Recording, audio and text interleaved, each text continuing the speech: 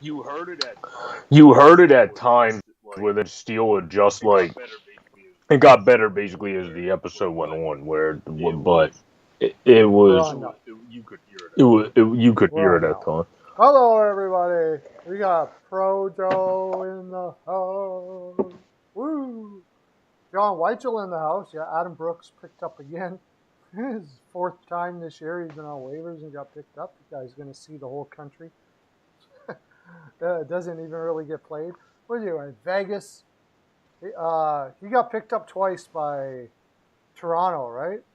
Or was it Yeah, he got picked up. No, I think it was twice by Toronto. I think you're right with Montreal Toronto. once, Yeah. I believe, and yeah, Montreal and Vegas. So that's a nice and talking about Montreal. By the way, if anybody doesn't know, I don't know how you don't know already. This is Pro Joe, the Professor Joe, one of the finest in the land when it comes to all sports. Really, you should check out his channel, Sports Fanatic PH News with a PH News. He talks about everything all the time. He's doing Olympic stuff now. He's doing freaking. You're just all over the place, dude. You got.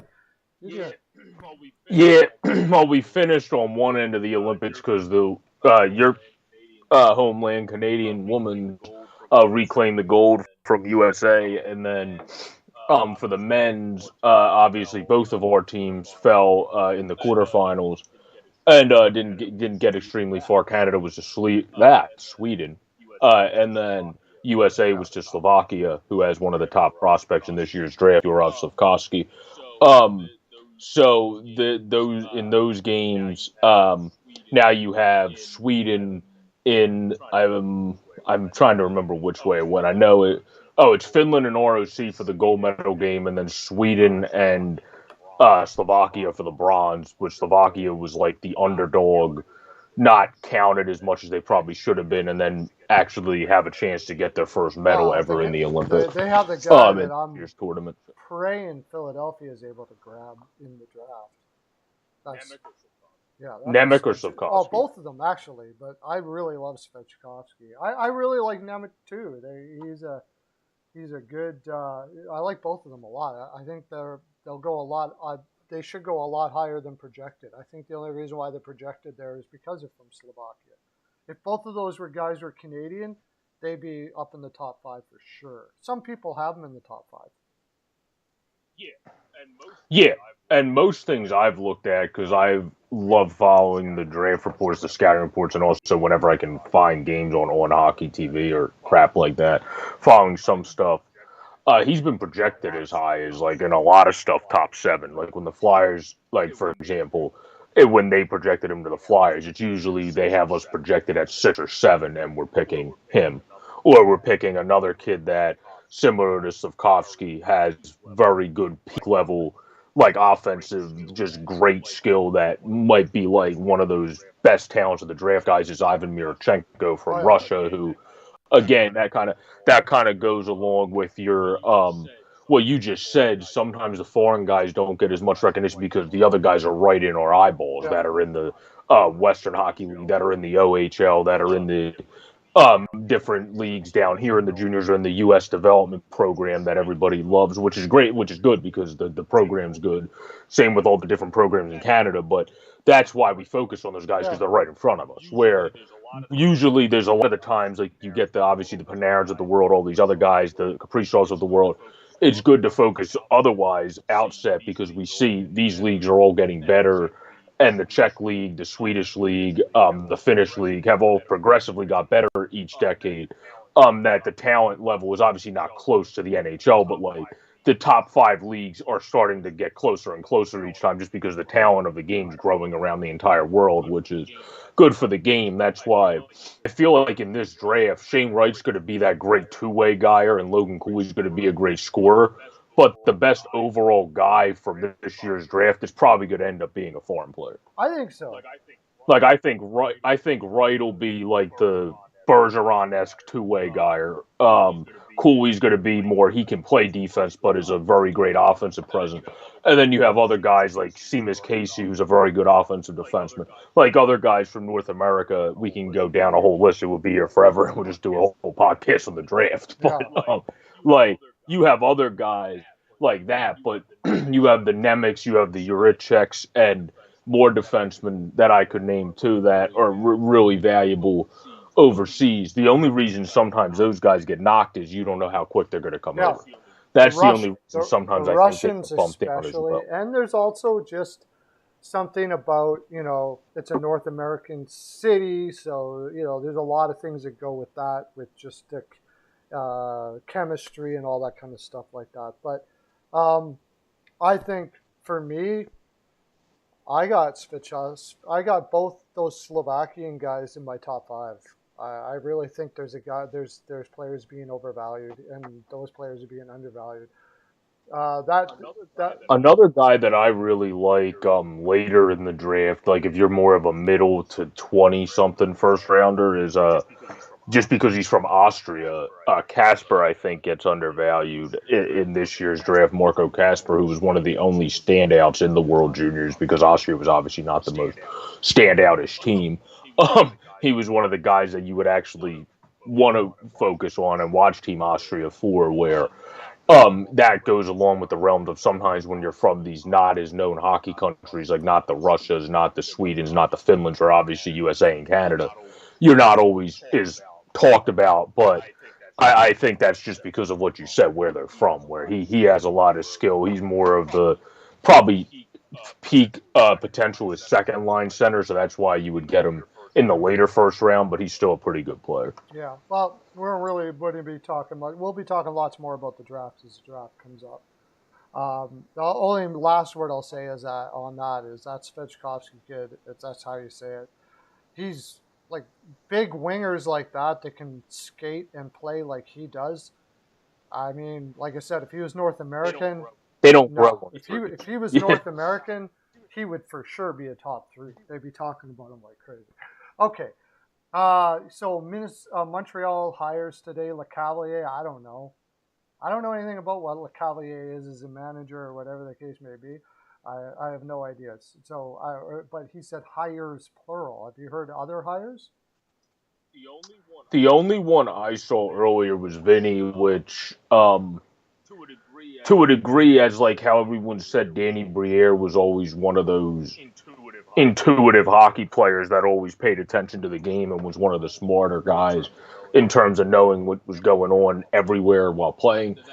That's similar to what, well, like just growing up watching Vinny, you would hear about Vinny, like that's why he was an assistant captain, why he probably did get overpaid by Philadelphia because his reputation preceded him. It wasn't because of what he was doing at that point by any stretch. So I think he's going to.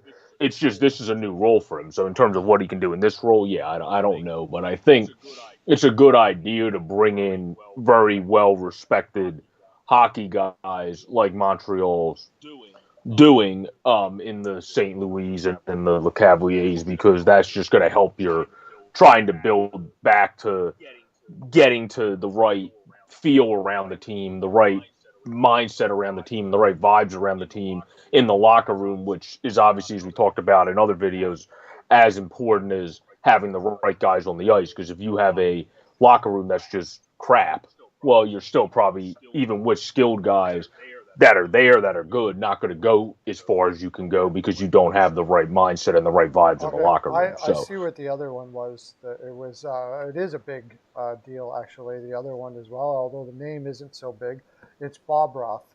Bob Roth was the director of scouting for the New York Rangers. I can't say it. When Jeff Gordon was there? Yeah, I can't say enough about that because the New York Rangers have knocked it out of the park with every pretty much draft pick they've had. That's a really good hire. Yeah, I think that what they're building here is a front office. They're just trying to have this good top-down effect of people that obviously have the right respect for you. Bob Off, obviously. Now you have St. Louis, and there you got LeCavalier. Who did they hire as the GM below Hughes. Gordon? Hughes, Hughes, Hughes. Okay. So you have I don't really know much about him. Have like all these other hockey minds like Cavalier St. Louis, Boboff, who's been there with Jeff Gordon. So and then obviously whoever their GM is really essentially just listening to Jeff Gordon anyway. So I think it's a very good culture front office they're building, similar to a team that I really enjoy the front office they built, which we can get on to if we want to later. But I really enjoy the front office and everything Vancouver's starting to build to kind of shape their thing in the right direction. With since Rutherford's come in, I think Montreal's trying to say we need to start shaping this in the right direction as well as getting the right guys on the ice, because you can't have like Philly right now stuck in a bad culture. You can't have that, otherwise you're still not going to go as far as you want to go. You can't be stuck in this bad vibe either. That's not going to be helpful ever. So Hughes, I like the signing because he is a very well-known agent, and what I love about that, I don't think he's going to be doing too much in trades and all that, but he's going to be doing most of the speaking. Agents are known for their charisma, right? And so that's huge in Montreal to have that kind of charisma. Also, Gordon's got a sweet gig there because he doesn't have to do the worst part about being a general manager. Contracts.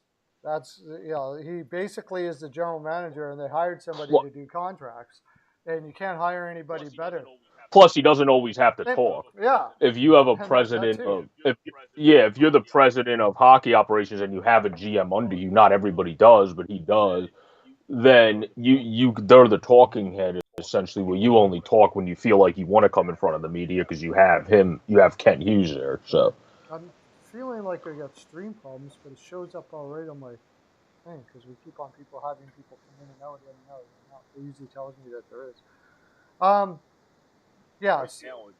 Right now it looks fine on my phone since we've been. It's a sweet gig for Gordon to have. Like he doesn't have to have all the media stuff. I mean, you couldn't get a sweeter gig in Montreal, where you're basically the general manager, and you just focus on the operations and you don't have to do contracts. You can focus on trades, which they're going to have to focus a lot on, because there's a lot of them coming up.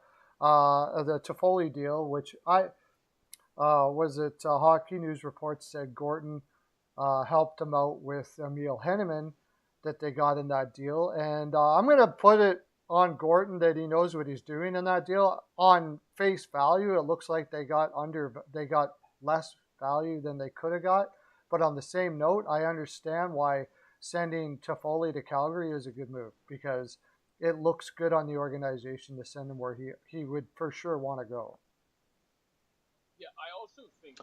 I also think they actually got fairly solid value, of course, depending upon what you do with the draft pick. But Emil Heineman and Tyler Pitlick back, I mean, you're essentially getting a guy that's a perfect retool player because he brings the energy you want the rest of the guys to then follow every night. He's not a guy that is going to wow you, but he's a guy that brings that right energy. Emil Heineman's a developing goal scorer. He's one of the better goal scorers in his league overseas right now. Steele and I talked about that on JB and Steele, and then the draft pick is kind of what are you going to? That's kind of where it falls too, because Heineman is probably going to be at least is likely to develop into a potential B-level player, at least of a goal scorer. And then if you fail on that draft pick, then the trade in the end is not going to look as great. But if you have Heineman who can be at least a B-level goal scorer, in my own opinion, and then you draft somebody that is at least that, then you're getting two guys for one basically in the end, plus Tyler Pitlick, who was a fourth-round pick, in order for him to be acquired in the offseason, if I'm not mistaken. So you could also look at it that way, where you're getting a second-round pick, a fourth-round pick, and a first-round pick, if you look at it that way. So I think they got half-decent value, and then also it's a good move, like you were saying, for morale purposes. So I think that plays a long part I in it think as that well. if they would have just said, screw it, you're going to wherever we tell you you're going because you have a no trade clause, and they would have really opened it up a lot more. They could have pulled out a more prominent prospect and a pick for a guy who scored 30 some goals and has on a sweet contract, by the way. Calgary did very, very well. It's up in the air where they really Yeah. are a Well, I think contender. Emil Heineman is a really I'd solid. say Yeah. he I projects think to be he's like a a third solid. line guy. One thing about him that he has 20 penalty minutes in Sweden, which is like a lot. So Yeah, he'll stick up. Yeah, he will stick up for you guys as well. But I think the thing with Heineman is you could have said that years ago. People would have said the same thing about Defoe because all he was really known for was speed and shot. Like, oh, like where you never really know until somebody comes in if they're going to be able to score enough when they're known more for their skating and their shot than anything else to project higher. Where Tyler Defoe was obviously able to do so. The kind of Garlands of the world that were known more for their shot and skating speed were able to score enough to project higher. Will Heineman be able to do it? That's a thing we'll have to wait and see. But he's already playing good at a young age over there, and also checking guys and taking because you can't get away with as much over there. Some penalties, but I feel like I said, like a B level scorer to me has the ceiling to definitely be on your second line if he's scoring the 20 to 25 a season. But even if you have a third liner, it still kind of goes with you got a perfect retool player, you got a guy that's a good third line scorer, and then if you can pick with this draft pick, because this draft is not talked about as much, I think, just because of how loaded next year's is. I don't think it's not talked about as much because it's not itself a good draft, in my own opinion. I think it's more next year's draft has just been hyped up by the masses as this historic thing, which it might end up being with all the prospects we're seeing that are great coming in, like the Mishkovs of the world, coming into next year's draft. But like, and the Bedards and et cetera, et cetera. But like, I think this year's draft is pretty deep. So if they can hit with that draft pick on a guy that I think is more of a B plus or an A minus or whatever guy at that point, because I think certain guys are going to fall because it seems like we talked about at the front of the podcast, there's some really talented guys getting disrespected just because of them either being overseas players or from not as well known countries, but that have shown really good talent in either whether it's the Worlds, whether it's other tournaments, or whether it's the World Juniors itself, and not just the Worlds tournament. So like they play good in different high level competitions. So that's the big part of how this trade ends up for me because I think Heineman's more of just a guy that got moved. He's actually a good prospect. He's just been moved twice just due to the circumstances of what the teams were in Florida wanted Sam Bennett because they're a contending team, which has worked out great for them since. And then Calgary obviously wanted Tyler Toffoli because they're a contending team, and hopefully that works out. Well, you would have wanted to work out for them, but as for Calgary Flames fans, they hope that works out just as well as Sam Bennett worked out for Florida. So it's more of I think he just got moved twice. It has nothing against his skill. It's more just the circumstances teams oh were in where he could be a good player. It's just you have to draft the guy. That's how this trade's gonna be judged in the end.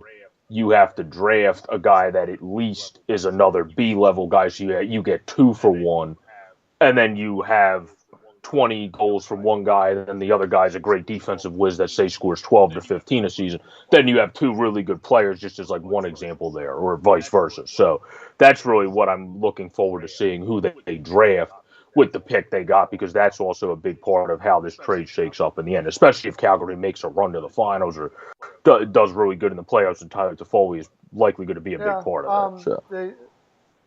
People are saying that tenority sets the value for guys like Miller or something like that, and that's what people have been saying. And I don't. I still think you could have got more value out of Toffoli. I just but I do think that it's greater value to take care of him because they signed him to that contract in good faith, not thinking that they were going to trade him a year later. And it looks really bad on a great guy like Toffoli, by the way. Absolutely amazing person. Never like so low maintenance and it's incredible. Comes with the rink with the great attitude every single day. People love him. They had to treat him well. And I don't think you could have got much more value, but I think you could have got a little more. But I think the value in taking care of him is greater than the extra whatever you could have got to get him, to bring him, send him somewhere where he's not really all that interested in, for his family and everything to go. So I think they did really well that way. And I don't necessarily think this sets the stage as value for a JT Miller or something like that, unless they're going to treat them the same way. You know, JT Miller, in JT Miller's case, if they do decide to trade him, I'm still not, I'm really not sure where Rutherford is going to go there. There's a lot of ways he can go. But if they do it, there's going to be a lot of people vying for his, and I think there'll be a lot more competition for him. And he could end up getting more value than Tenorti in that. He's also a center as well. But other players that have been available too, it all depends on how they are going to view that player and how they want to take care of that player. But I don't think it immediately says, okay, we're going to get a B-level prospect, a first and a fourth. To me, Pitlick is Pitlick, whatever. It made the money work. They may keep him, they may not. Players like him, Well, yeah, but I think Pitlick's a perfect if you're in a situation like Montreal, like you want to have. They've had some issues similar to the Flyers this year, where you would watch some games and just go, meh. Like it looks like they're just out there just to play the game and then collect their paycheck and then move on, just like Philly has looked in some games. Where when you bring in more guys that bring that energy, like Evans, a Jake Evans guy has started doing that a bit this year as a third line type guy that brings the right energy at least. Like you have another guy, like that's all I'm saying. I agree with you. Ty Pick is nothing sexy. It's just you need to have those type of guys in a situation like Montreal that was a sinking ship because you want to bring in guys that to all these different teams he's been on, whether it's been the Flyers, whether it's been the Stars, or whatever. He's brought the right energy each night as a third or fourth liner, and they similar to the Flyers haven't always had enough of that this year. So that's why I like him as the throw in because he kind of got a throw in. It's for this Gordon. year too. I don't know whether they'll resign him. Oh yeah. I don't think Pitlick's going to be on the team in the future, but for the current year, I think for young guys and all the young guys they have in that lineup, he's a guy that just shows no matter what direction a team's going, he's bringing the 110 every night. Yeah. Where not everybody is Kyle like Mercer that. Said that he thinks that Toffoli will have a 75 plus point season in Calgary. Tyler Toffoli has been is a player that has been put in difficult situations where his point totals don't really show how good he is until he finally got in Montreal and they had that one good season. It looked like he was going to be a 40-goal scorer. He played in LA with the Sutter, and he's going back to that Sutter system here as well. Now, Sutter got pegged as this like super defensive coach, and I did too, actually, but his possession numbers were fantastic when he was in LA. But that actually had more to do with the fact that they didn't really have a lot of offensive producers. Toffoli was one of them. So he didn't play the same way that he did in Calgary. Either that or he just learned from it and adjusted himself in Calgary, where you're seeing tons of offense from Calgary. And I think in this situation, like he's saying, it's a perfect spot for Toffoli to take off in his career. And he could put up huge points. I could definitely see 30 to 40 goals, especially if they're able to re-sign Gaudreau. And so let's move over to that for a second. That's what I was going to say. That's a big cap because Johnny Gaudreau is a perfect guy to be able to set up Tyler Toffoli with his obviously elite passing abilities. So that's a bigger caveat because obviously I think the Flame, somebody that's not going to be on their team past this season is Sean Monahan. They're going to find a way to figure out how to get rid of him for something because he's off the books after next year. But Gaudreau, I think at this point, that probably should be in the line of keeping. And he's the perfect playmaker, the perfect guy that obviously still scores in bunches, but the perfect assist guy, elite passer to set up somebody like a Toffoli. Not that they're always going to play together, obviously 5-on-5. They had him with Dubé and Monahan projected, but when it comes to the power play, you can obviously pair those guys together at times, and then they're going to be perfect for that situation. Yeah. Now, Gaudreau, though, I mean, He's at a 99-point season. I believe he's on an over 100-point pace this year. What this guy's looking at 10 million, right? 10 million plus. Yeah, it all depends on the market because if we think about it, I was looking at it the other day where even just like 7 years ago or so, before all the contracts, everybody really adjusted to the fact that you couldn't do the big contracts. You can only do the 7, 8 years now.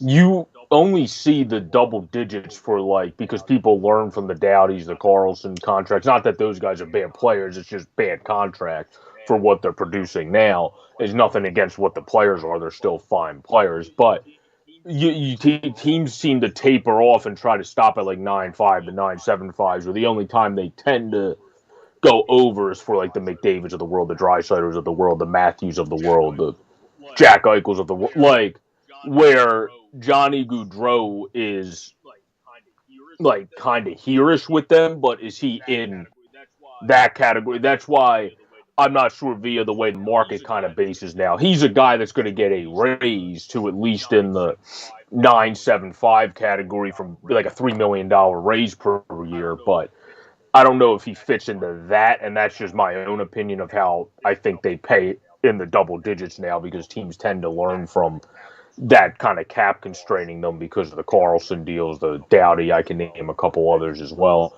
that teams kind of screwed up on in terms of not realizing how much it would affect their overall books going into the future to be able to fill out their rosters, you I know what think I in mean? this situation, Sutter is basically. I get the feeling. I personally have a feeling that if they don't sign Gaudreau, Sutter steps down. He's 70. He's getting up there in age right now, and them not signing Gaudreau is basically them saying that they're not planning on being a contender. I think he's got all the leverage in the world. If he is going to go off to other lands and he goes on the open market as a 100-point left winger, somebody's giving him 10 plus. Almost for sure. Oh, I don't think they're not going to re-sign him. I'm just I don't saying. think Gaudreau. I mean, if To, I'm Gaudreau, we get 9.5 for 8. I mean, beautiful if you take that discount, I suppose. But I think he's got so much leverage. You have no choice but to yeah, give him 10. I don't know how that works in their salary structure. yeah, no, he does have leverage. I'm saying if you look at it like players also realize the business side of things where if I was him, like I'm playing my great, I'm going to try to get the bang for my buck. But then when you look at the 10.5s of like what Austin Matthews getting paid, you still wouldn't necessarily put Johnny Gaudreau consistently because he came back to it this year. But if you look at his last couple years sample size with the Mount Rushmore of players that tend to be the guys nowadays that get paid in the double digits. That's all I was saying. I'm not trying to knock him at all. Marner's getting 11.5. Yeah, Marner's a guy that's an example of a guy that shouldn't have got paid Maybe. in the double digits. He's a perfect example of someone that should have been paid lesser than double digits, but he's still a good hockey player. His contract just doesn't equal his value. Where that's why I would I think that's why teams try to be more careful with that because also Toronto's a perfect team to learn from. LA's done it in the past. They've learned from the mistakes. San Jose's done it in the past. They haven't done it as much lately or at all. I think that's where you kind of get stuck in a double-edged sword. Will they pay him that? I think in the end, if it's what they have to do, but in my own opinion, the way the market is, Marner's a guy that's a perfect example of someone that is a good player but gets paid like he's in the Matthews class, in the Draisaitl class, where he's not in that class. He's just a very good player, which is usually where Gaudreau's at, where this year he's just playing above his skates and has actually elevated himself into the higher elite class of like the guys I just mentioned. But he hasn't always been in that. He's just always been in the all-star, superstar class right below the Mount Rushmore level of guys like the Matthews, the McDavids, the Draisaitl's, all those Marner's, guys. Projected 100-point player in the NHL. Those guys are making 10. Panarin, 10. Panarin's making 10. If you're a 100-point player, Panarin's making, 11, isn't he? 11 something. Panarin's making, they paid him like a. If you're a 100-point But also, player you have to as you a have to winger in the consider NHL, That's what you're You looking have to at. consider who Panarin's getting paid by, though.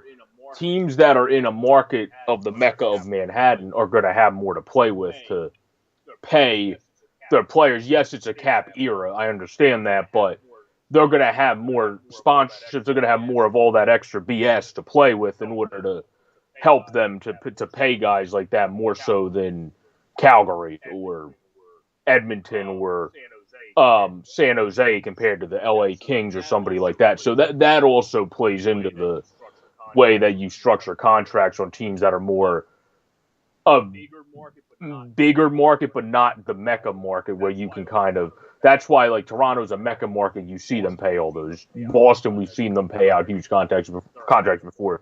They're a mecca market. So like, I think that plays into it as well.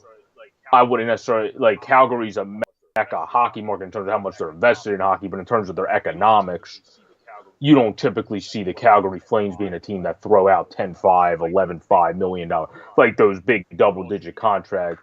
It would also be out of character for their team to get to that height. They're usually the more in the middle 6-7-5, 8-5 guys there. But would they do it? I think they would if they have to. And It's then you've just got Matthew the way Tkachuk that too, who's already at 7, yeah. and that's on a bridge, so they got to pay him at least 8 on the next one, and isn't he going to be a UFA a couple of years, a year or two after that? That's so he got. Yeah, he's an RFA after this year, or next year or something, isn't he? And then he's a UFA in a couple years. So Kachuk, they still have, which Russ Cohen always says this. When I listen to his stuff, the guy from Hockey Buzz and Sportsology and stuff. If you're an RFA, yeah, basically you have all the leverage there. So yeah, eventually you're gonna have to pay them, but you can focus on your guys that you really just have to pay now, like for example, them, the Goudreaus of the world, because they're UFAs, and then you can just make the other guy take a bridge deal because he has no choice. He's an RFA, you own his rights. So, like, that's probably what's gonna happen again with Kachuk. They'll just make him take another bridge deal, and then Goudreau will be the guy they give the money to via them trading Sean Monahan, obviously, and then that's where they're going to open a decent amount of money. Because I don't know about you, but I don't see Sean Monahan being on the Flames next Well, year. not at that dollar. I mean, he's a two-way center now, so he's going to be paid. If he's going to stay on the Flames, he's not going to be paid much more than like. No. I'm saying I think they're going to, because he's not a UFA until, they're going to try to trade if I'm him not away mistaken, at that dollar, after next season. So I think they're gonna eat some of the money Maybe. to just get rid of him to let somebody else play at that point, because Sean Monahan, you need to. You can't pay Johnny Gaudreau if you don't. They don't have that much money. Well, so they got like $20 million the only way they're year. going to be able. Let's take a look at this. Okay, I was looking at this a little while ago. They've got $20 million next year in cap space, I believe, because they have to pay people. So let's look at what they would have to do here to make all this work.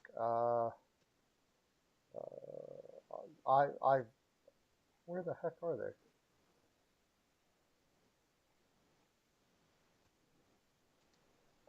Right. Okay. 27 million in cap space this coming up here.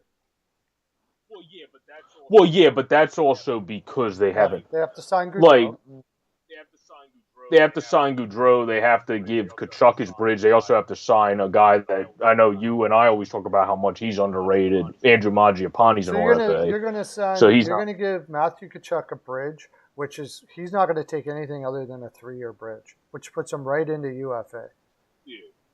Yeah. Right. So if you're keeping Zadorov, he's still going to get paid about $3 million. Gabranson's about the same as he's getting paid now, like 1 to 1.9, and then Branson, I'll tell you, somebody might.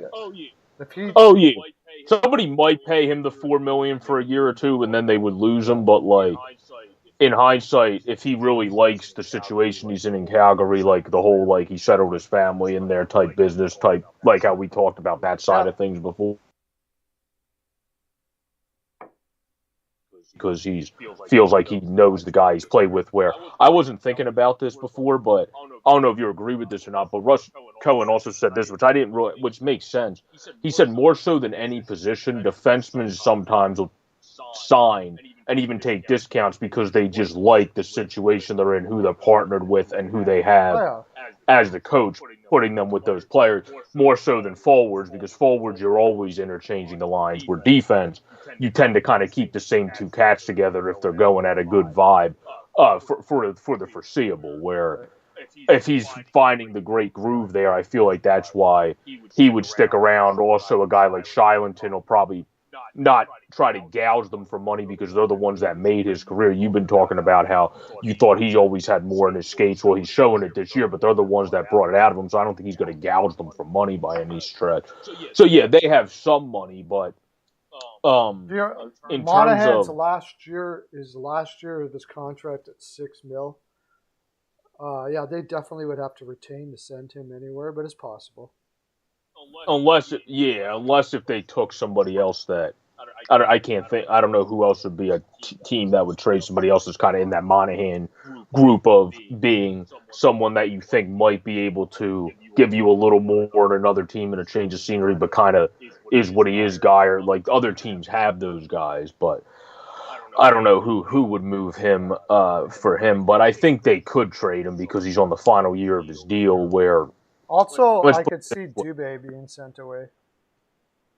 Yeah, well, that could happen too. He has a very affordable contract, very good value. He's good for either if you're a contending or a rebuilding, retooling team, like the Flyers or Canadians even. But my thing with Monahan is he has to have value to me because, like I was saying, all those guys on Hockey Buzz, Russ Cohen also, like you know who Russ Cohen is, the guy that does all, like the guy that scouted a lot, like he knows what he's talking about. Where if he thinks if the Flyers eat money and in the last year of a contract for a contending team at very latest by the deadline, if not in the offseason, they should be able to move JVR for something, even if it's just a late round.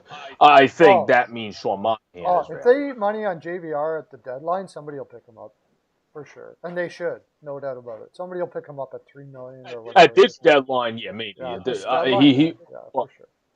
Yeah. But he was talking more about in the offseason because at this deadline, you still have to hit the right team because you're eating money, but then they still have to pay a majority of the Big contract solid next guy year. that can skate in the playoffs. Somebody will pay for 3-some million. I imagine there's going to be some team. I would say a team like that doesn't think they're a true contender, but wouldn't mind. You know, they're kind of throwing they're throwing themselves at the wall and see if they stick.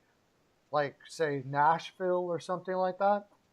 May do something like that because if it doesn't work out, well, whatever, right? Yeah, or the Ducks who have a little bit of cash flow to play with. Or somebody like that. Yeah, somebody is not a true contender, but that could, maybe that size on the wing will give them that little extra edge to pull out. I get what you're saying. The Ducks are a really good example because, I mean, if they could pull a round out, it'd be great. Like, those are guys that need money. That market needs money like crazy. So the Ducks would be a good example of that, yeah, for sure. If they can pull one round out, that would even. Well, also, we've seen in, obviously, recent playoffs and throughout my entire life since I've been watching hockey. I was born in '96, and obviously you've seen it.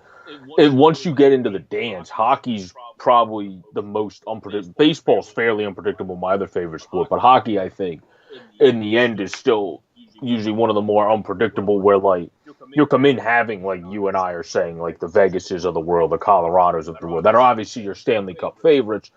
But then you have the Stars make the run. You have the Canadians of all teams make a final hoorah. And then you have the Flyers in a year they had no business being in the Stanley Cup, get to a Stanley Cup against the Chicago Blackhawks.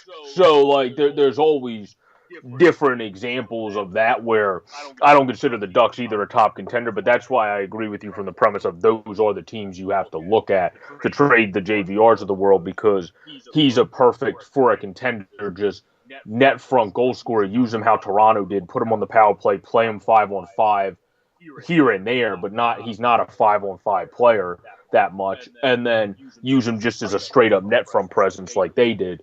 And that's when you're going to get the best out of him, which is what the Ducks can do, because obviously they have enough overall talent on that team, surrounding Trevor Zegras, surrounding Getzlaf, and surrounding obviously Jamie Drysdale, that they don't really need him to be what he's not, which the Flyers kind of do, because they don't have guys that shoot enough off of the boards and all that other stuff. Oh, yeah, so he's not going to cost much. You might as well give it a shot.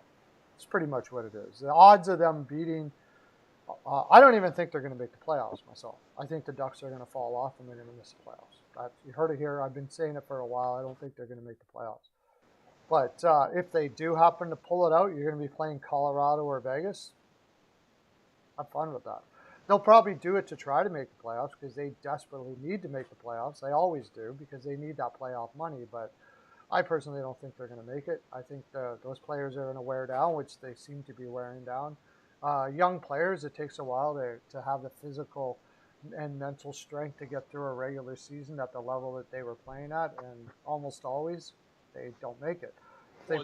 Well, a team that has a few more veterans, if we want to stick in Cali, that might not be opposed to getting a player like that. LA Kings. Either would potentially be the Kings, because the Kings do have they have guys more so than the Ducks that hit into the Getzlaf category, like the Kopitars, the Browns of the world, that the Dowdies of the world, that have been on their runs and have been there, done that, and have experienced all that. Where the Ducks only really have Ryan Getzlaf and like one other person that has really been around the block when it comes to, like you were saying, like runs into the playoffs and that type of thing. My thing was Calgary is going to be very interesting to watch for a while. I like the pickup of Toffoli because he's under an incredible contract. It doesn't affect the chemistry of the team. He knows like tons of people on there. Lucic, Tanev, Markstrom. I mean, I'm sure there's more.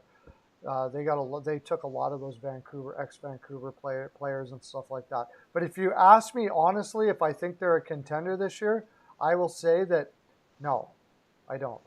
I think they're very. Are you talking about the Flames now? I don't think the Flames are a contender this year. Now, they are going to levels that are higher than their roster suggests that they should be, and anything can happen, like you said. But I don't really want to be going into like the whole goal. Here's the thing, though. The whole goal to go into the playoffs is not to be going into the playoffs with anything can happen. The goal is to be where Colorado is, Tampa Bay is, maybe Carolina, maybe Florida. It's going to be actually a disappointment if you don't win the cup. That's the goal. And they're not there yet. They need a second line center, and they got to sign those guys and blah, blah, blah, blah, blah. How does that all happen? I don't know. No, that's true. But they are a team that, on the same premise, I would say has underperformed in years past, where you would have expected. And I know even when we first started doing shows together, like in 2020, I guess it was, where we even both would talk about that sometimes, where the Flames were a team that Gaudreau at that time wasn't performing the full effect like he's doing now. You had other guys. You didn't have the Blake Colemans of the world doing what they're doing now, where now you kind of have the guys pulling their weight, minus Sean Monahan, who's kind of just fallen into this third line two-way guy or role that you would rather have him be more than. But like you have guys like the Mangiapanis developing. You have obviously Gaudreau coming back. Backlund should be a third-line center, not a second. So like you said, yeah, you do need to figure that out. But they have been finally, I think, they're above expectations. But they're a team I would have said in the past had enough star power in the top, because other teams just rely on their top two lines. It's not like they would be the first team to primarily rely on their top two lines for most of their scoring and then have some depth like the Toffoli's of the world that they added in. They're a team I would have said should have been more in the playoff races in the past. It's just they underperformed. Now they're just performing over their heads. So are they a Stanley Cup? Are they one of my top Stanley Cup contenders?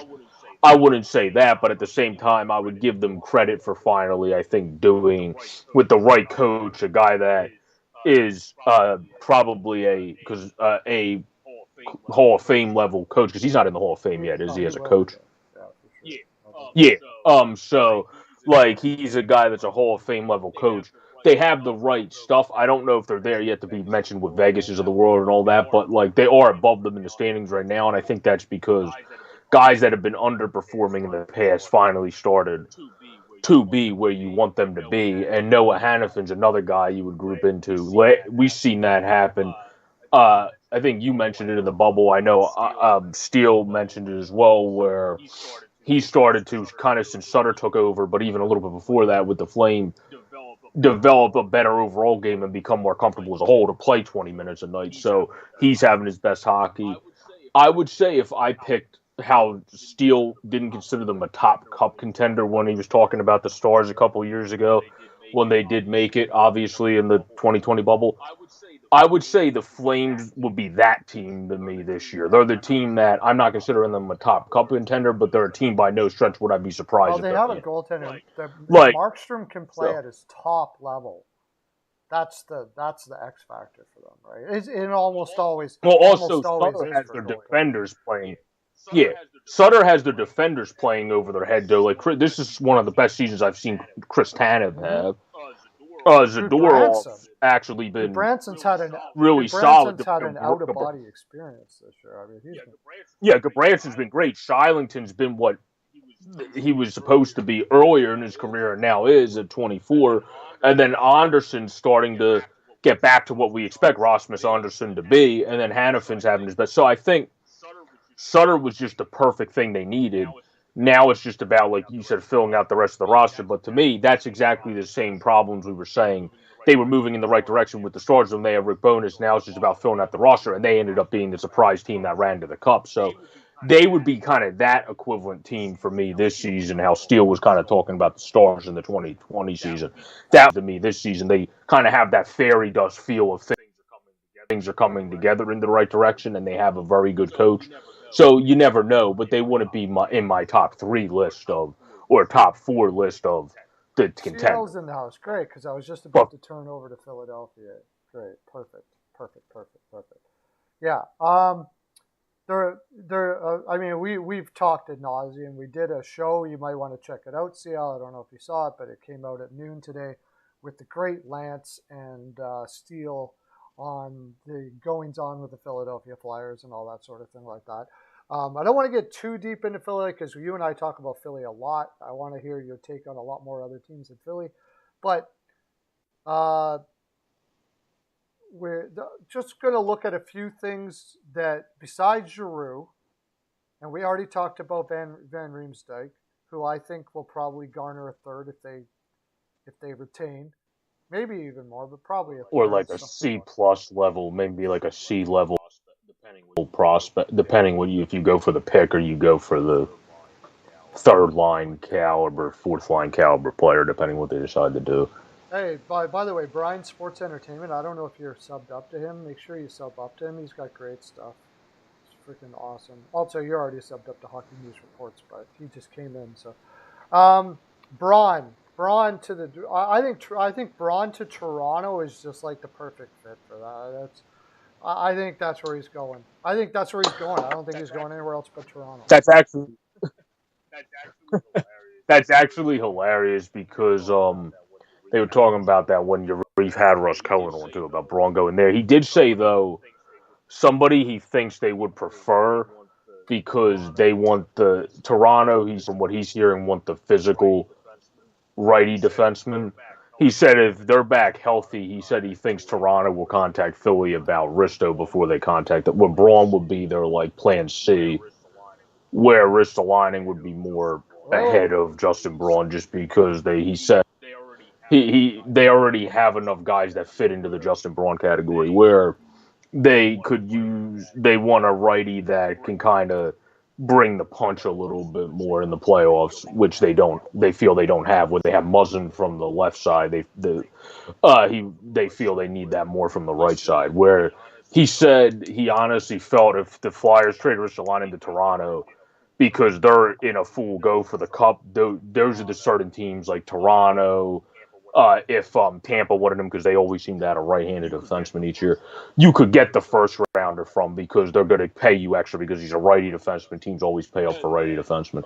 And then you're also in a contending race, so teams don't care as much about the pick when they're in a contending race, or the extra guy that's their seventh defenseman, where he said you're obviously not going to get a Lindgren. That would be a pipe dream thing if they decide to give him up because he's not ready yet to play in playoff hockey. And I think some of their guys, some of the people that run their team's opinion. But he said you could get a first, in his opinion, and Travis Dermott, since they're just kind of using Travis Dermott as this extra mix-in guy at this point. That he said, in the end, if you're the Flyers and you get that, you're walking away happy with your value because you get a first-round pick from Toronto, plus you get a guy that's nothing special but a third-pairing defenseman, which is also something that the Flyers need, just a guy that can steadily not be a Connaughton that is a log out there and can actually just and Yandel that shouldn't be playing anymore because he passed his streak and we're just playing him for whatever at this point. Like someone like Dermott at least holds their weight as a third pairing defenseman. They're going to make mistakes, but they're not going to be like someone that just looks like they're just there to be just playing to play at this point, and just almost a waste to keep putting them in the lineup each night like we have a couple players right now. I just can't see. Toronto's an analytics-driven team. I can't see them taking risks, though. The problem with looking at hockey as analytically as some do is teams, when it comes to the playoffs, you need guys like Risto, and I agree with it, where like they already have can move it up the ice, cycle it, can do the things Justin Braun can, defenseman. They don't have the guy from the right side that can block shots and that can provide that extra punch along the boards and all that, where this year and Elliot Friedman, I even saw him say this when he's talking about Ristolainen at the deadline. The Flyers, the thing with Ristolainen is he's not a $5 million defenseman. He's like a $3-something million defenseman that's just supposed to body check and play. Where Buffalo, because of where they picked him, put him on the power play. They did all this other stuff. Where, oddly enough, a team that usually plays guys out of the role they should be playing in actually has played Risto in the right role, which is just let him check, just let him shot block, just let him be the physical brute force defenseman he is, almost like Racco Gudas, essentially, type defenseman, and let him do that role because that's really what he is. That's not what he got drafted to be, but that's what he's ended up being. Where I agree with Russ Cohen in that sense. The Flyers kind of just let him be what he truly should have been, where that's why I think he's not the best analytical player by any stretch, but analytical players are not. The Patrick Maroon is not always the best analytical player, but you would consider him a playoff player. Like all those guys that are considered the playoff-minded players are not always the best analytical guys. Up until recently, Sam Bennett was trash analytically, but obviously was very good once you got him into the dance, and that's when he stepped up his game. So, like, up until when he got in Florida now and is doing great in overallness. So I think, like, that doesn't always play to me. Like, analytics are good in one facet, but just, like, any stat is one guideline, and then what you see is another guideline, and what you need is another guideline. That all kind of plays into the factor of like the board you would have up, so to speak, of needs and all that when it comes into making a trade. So Justin Braun, I think they would have interest in, but I think it would be more Braun's an easier guy to find in terms of around the league. Not necessarily a right shot guy, but the style of play he brings compared to Ristolainen, who's just, if you need physicality from the right side, those guys aren't as easy to find because they're already on contending teams, so they're not going to be trading. I'm not purely analytical, as you know. It just turns out that the analytics have a tendency to match my eye test, and I'm not on Risto. So if some team wants to give him a first, so be it. But I don't. I feel like they will get a first if they trade him, to be honest, because they better be retaining Savard had a worse season. Like I was texting you the one time when he got traded in Columbus. Savard, that was a terrible. He was awful. In fact, they won. They won in spite of Savard, not because of him. I know, but that's what my point is. Like, I'm not saying I agree with you or I disagree with you in the sense of would I give a first round pick if I was a GM for Ristolainen? No. But I wouldn't give a That's what first I'm round saying. pick for Ben Sherratt either, like we talked about before. It's just, do I think that's where the Somebody's market value gonna is and what he will somebody get? might Yeah, overvalue him, exactly. Yeah. just like Those are Sherratt. different Somebody's things. gonna overvalue Sherratt for Yeah. sure, no doubt about it. Yeah, like if you and I were GMs to what we would do compared to what actually I think is going to happen, are two completely different things. Like that's why I think sometimes when people message me in my DMs or message on my videos are like, "Well, how could you think that's going to happen?" And I'm like, "Well, that's not really what I want to happen or what I would do. That's more I just think that's the way the league is nowadays, and that's why X is going to happen, not because I would do X, Y, or Z or think X, Y, or Z is necessarily the best move for the other team. But for the Flyers, that absolutely is the best move. If you're the Flyers and they offer you Travis Dermott in a first, you better damn. I'm doing backflips out the door. You almost saved yourself from the mistake you made in the first place. If they can pull a first out of him and save themselves from the first they gave up, and a guy that can at least that would be. I don't even like he's going to Dermott, but be. whatever. I'll take him for now. Whatever. If I can pull a first from you and take Dermott, yes, done. That deal is done, my friend. Well, Dermott, the thing is, he's not going to be a future cog of your defense, obviously, unless if all of a sudden he comes to a new change of scenery and becomes a very good third pairing defenseman. But what he is he's perfect to sub in for a Connaughton or a Sealer's been playing better, but like a Connaughton, Sealer, or a Yandel, the guys that are just the seventh defenseman, where he holds his weight more as a 5'6" to stay in a lineup because he's still young and growing. Where these other guys, they are as they are, and Kevin Connaughton at this point looks more like an AHL defenseman. Oh yeah, With what he looked as Florida earlier this year, and then how he must be one hell of a guy in the room because he can't do much of anything on the ice. Sealer's honestly a job every year.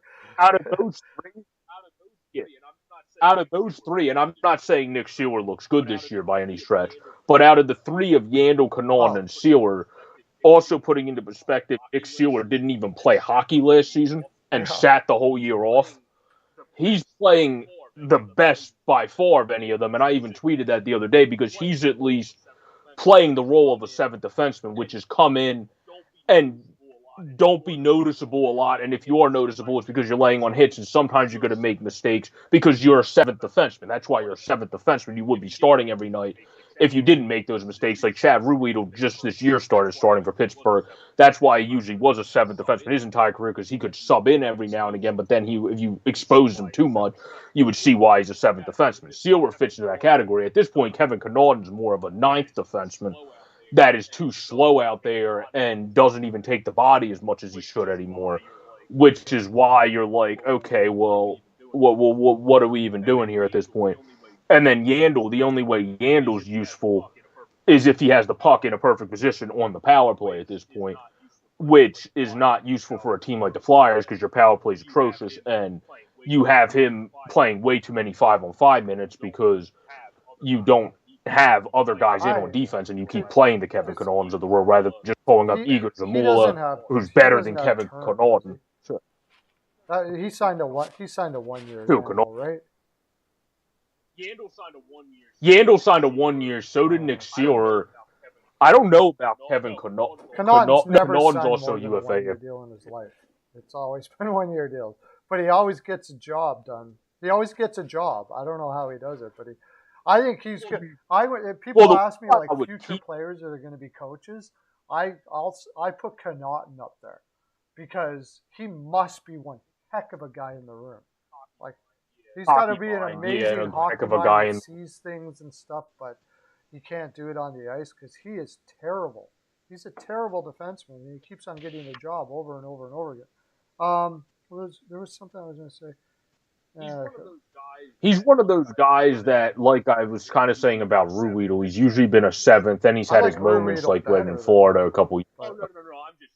I'm just saying. I wasn't putting it in that terms. I'm just saying where like he's then had his peaks where he's for a couple months as a 6.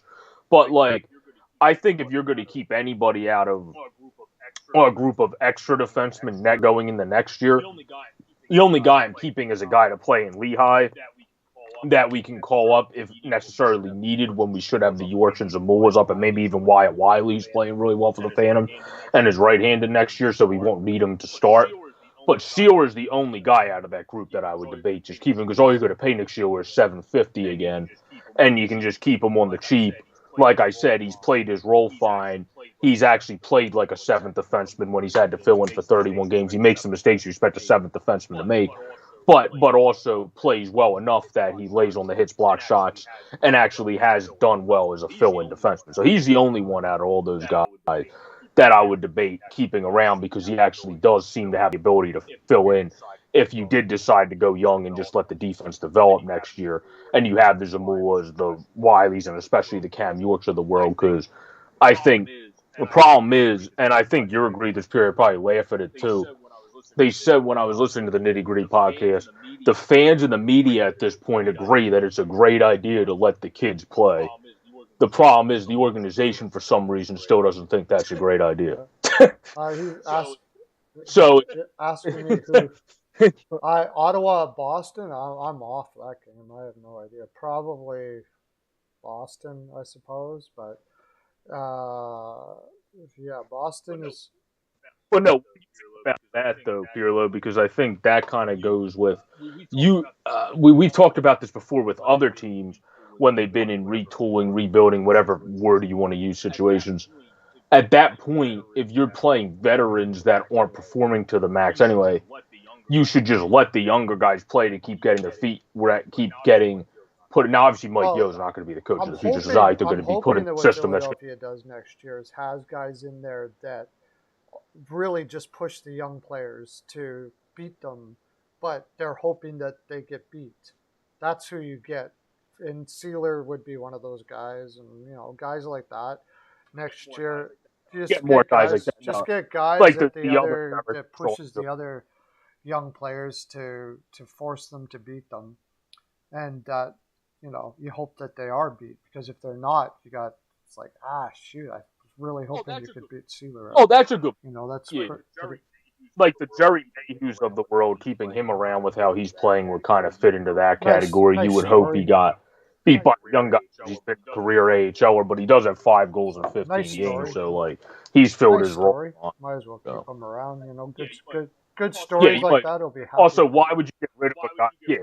Why would you get rid of a guy that's playing great for your AHL team if he wants to stick around in the city anyway? And he's already shown if you need him for depth when, say, next year if a Fairby's back, or if Ratcliffe, who's playing well too, is in your line. Like somebody gets injured, basically. Let's just put it that. So, like, he's shown that he probably could be that type of player. So, I agree with that. That's actually a good point. I wasn't thinking about that for next year. You should get more of those guys of the world, so it pushes the young guys to be their best. But I was talking more about this year. Like, if you look at the lineup, there's no point at continuously putting out, like I said, with the defensemen, but even at times. Like, McEwen's been good this year, but against every team, you don't need, especially because McEwen of late has struggled a bit, you don't need that checking, that McEwen-type fourth line, because then it makes our fourth line slow. Like, if you look at the Flyers' fourth line, they're one of the worst in the league with possession numbers. And it's because they try to, other than they've been better in the last 6 when Ratcliffe's blended in, but if you throw Ratcliffe out of the fourth line, they've been one of the worst in terms of being able to cycle back and actually keep the puck. And that's because you keep putting guys on there that are just the board battle guys, the kind of like prototypical throwback fourth line, which works with some teams. But with the Flyers, you're not using them right. If you have a line like that, you should be doing what Toronto does with their fourth line, where it's like, guys, you're not going to be scorers out there. You need to be guys that are just wearing out the other team, possessing the puck while you're on the ice. We don't need you to, obviously, if you get scoring changes because of that, great. But that's kind of how those teams work. How Tampa, who's had great fourth lines, they work off of possession and they work off of just wearing down the other team. The Flyers' fourth line doesn't do that at all. Where earlier in the season, they were doing it a bit. Since coming back up, Bunneman's looked better at doing that. But, like, there's certain guys you can sub in and out of the lineup to bring in more speed against certain teams, where I feel like the Flyers' line changes at times and the way they do lineups compared to other teams I watch around the league, like the two I just named in Toronto and Tampa, make logistically no sense sometimes.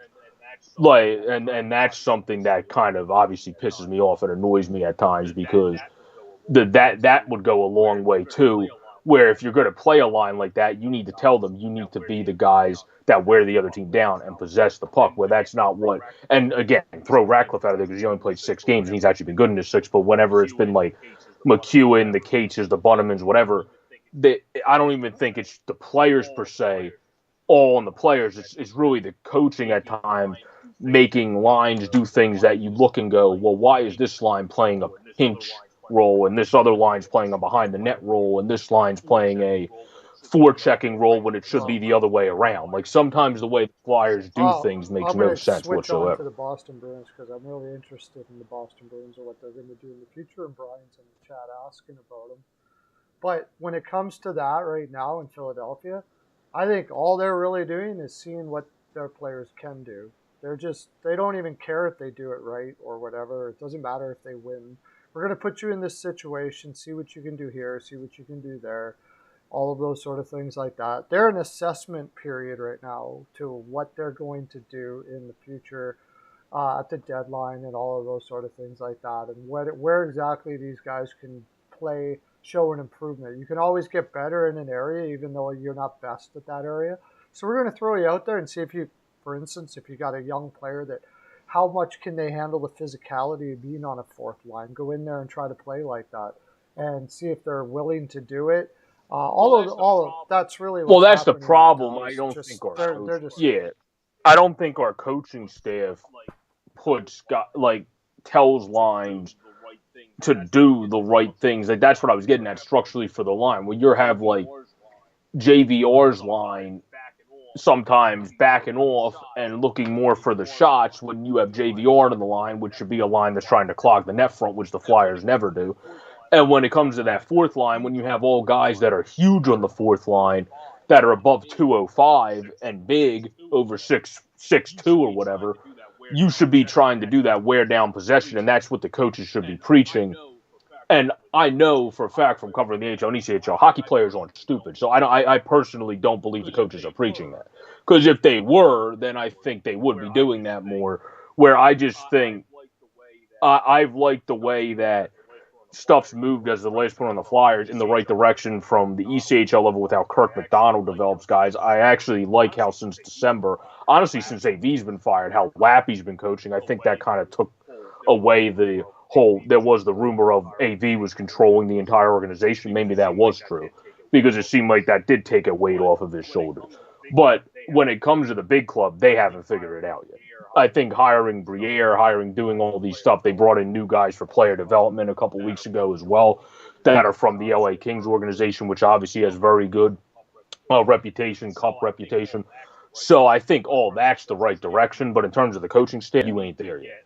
You need to get like a Chris Obly. You need to get somebody that's like a Woodcroft-esque, like ascending coach, somebody like that, where Noblah is the guy that's the Wolfpack's coach now.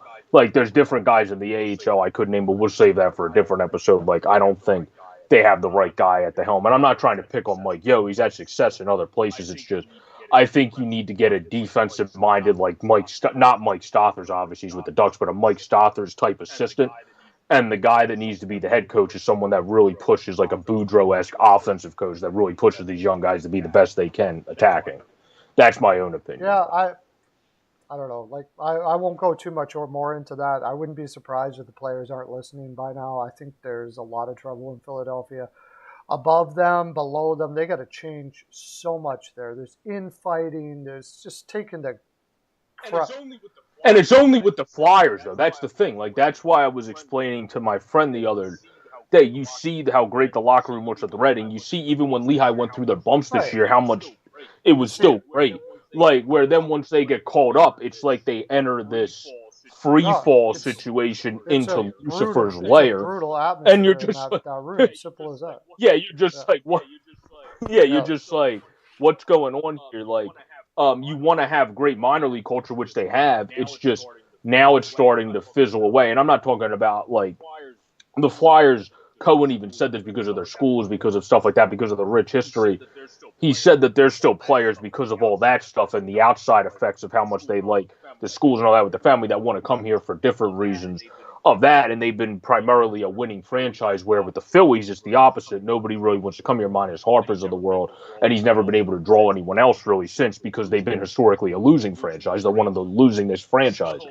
So like that, you have that going for you, but the problem is you need to start building it back to how it was during the Snyder days, because you're starting to lose traction, and this is the first time in my lifetime I've really actually seen the fan base go, even in that season after the lockout that we sucked, years, not the most recent lockout, but the lockout in the mid 2000s that we sucked. What was it, like 06, and then it was 07 we came back, or was that the 05 season? You know what I'm talking about, right? Yeah. Where when the Flyers came back from that, we were not good, and that was the season that Mackey played injured. Fans still showed up. This is the first time you see that stadium really like it is now, where there's not a lot of people, and that's because this is the first time people don't see a true direction. It's starting to get shaped a bit now that we've hired player development people. We hired Briere and all that, but you have to shape it more going forward. And hopefully that Dave Scott came down for the press conference is realizing maybe he has to be more present, not in terms of making hockey decisions, but just be there to own it. Maybe that'll help going forward, but we'll have to see. Okay, we're going to move over to Boston, and you've been asking. I get a lot of people asking about Boston, and I hate to say it, and you know what? Boston is our future Philadelphia. If they don't get their head out of their butt and realize that they need to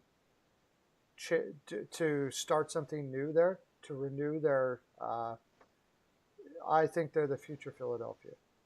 You're seeing the Philadelphia of like a couple of years ago, when I was saying we got to trade Giroux back then, and all of those sort of things like that I was saying, and they're trying to hold on and hold on and hold on and hold on, and here we are. Boston is that to me now. I know it's sacrilege to say, and everybody hates it, and I've heard it. There's been I think Milbury said it, and I hate to agree with Milbury, but it's time to start renewing in Boston, and that means Bergeron, Marchand, keep Pasternak. It's time to move now. This team is not a contender. When you're looking at the Colorado Avalanche, Carolina Hurricane, Tampa Bay Lightning at the moment, if you're looking at this... Well, you're talking about a cup contender, right? Not a playoff contender. Who cares about playoff contender? That's all that matters.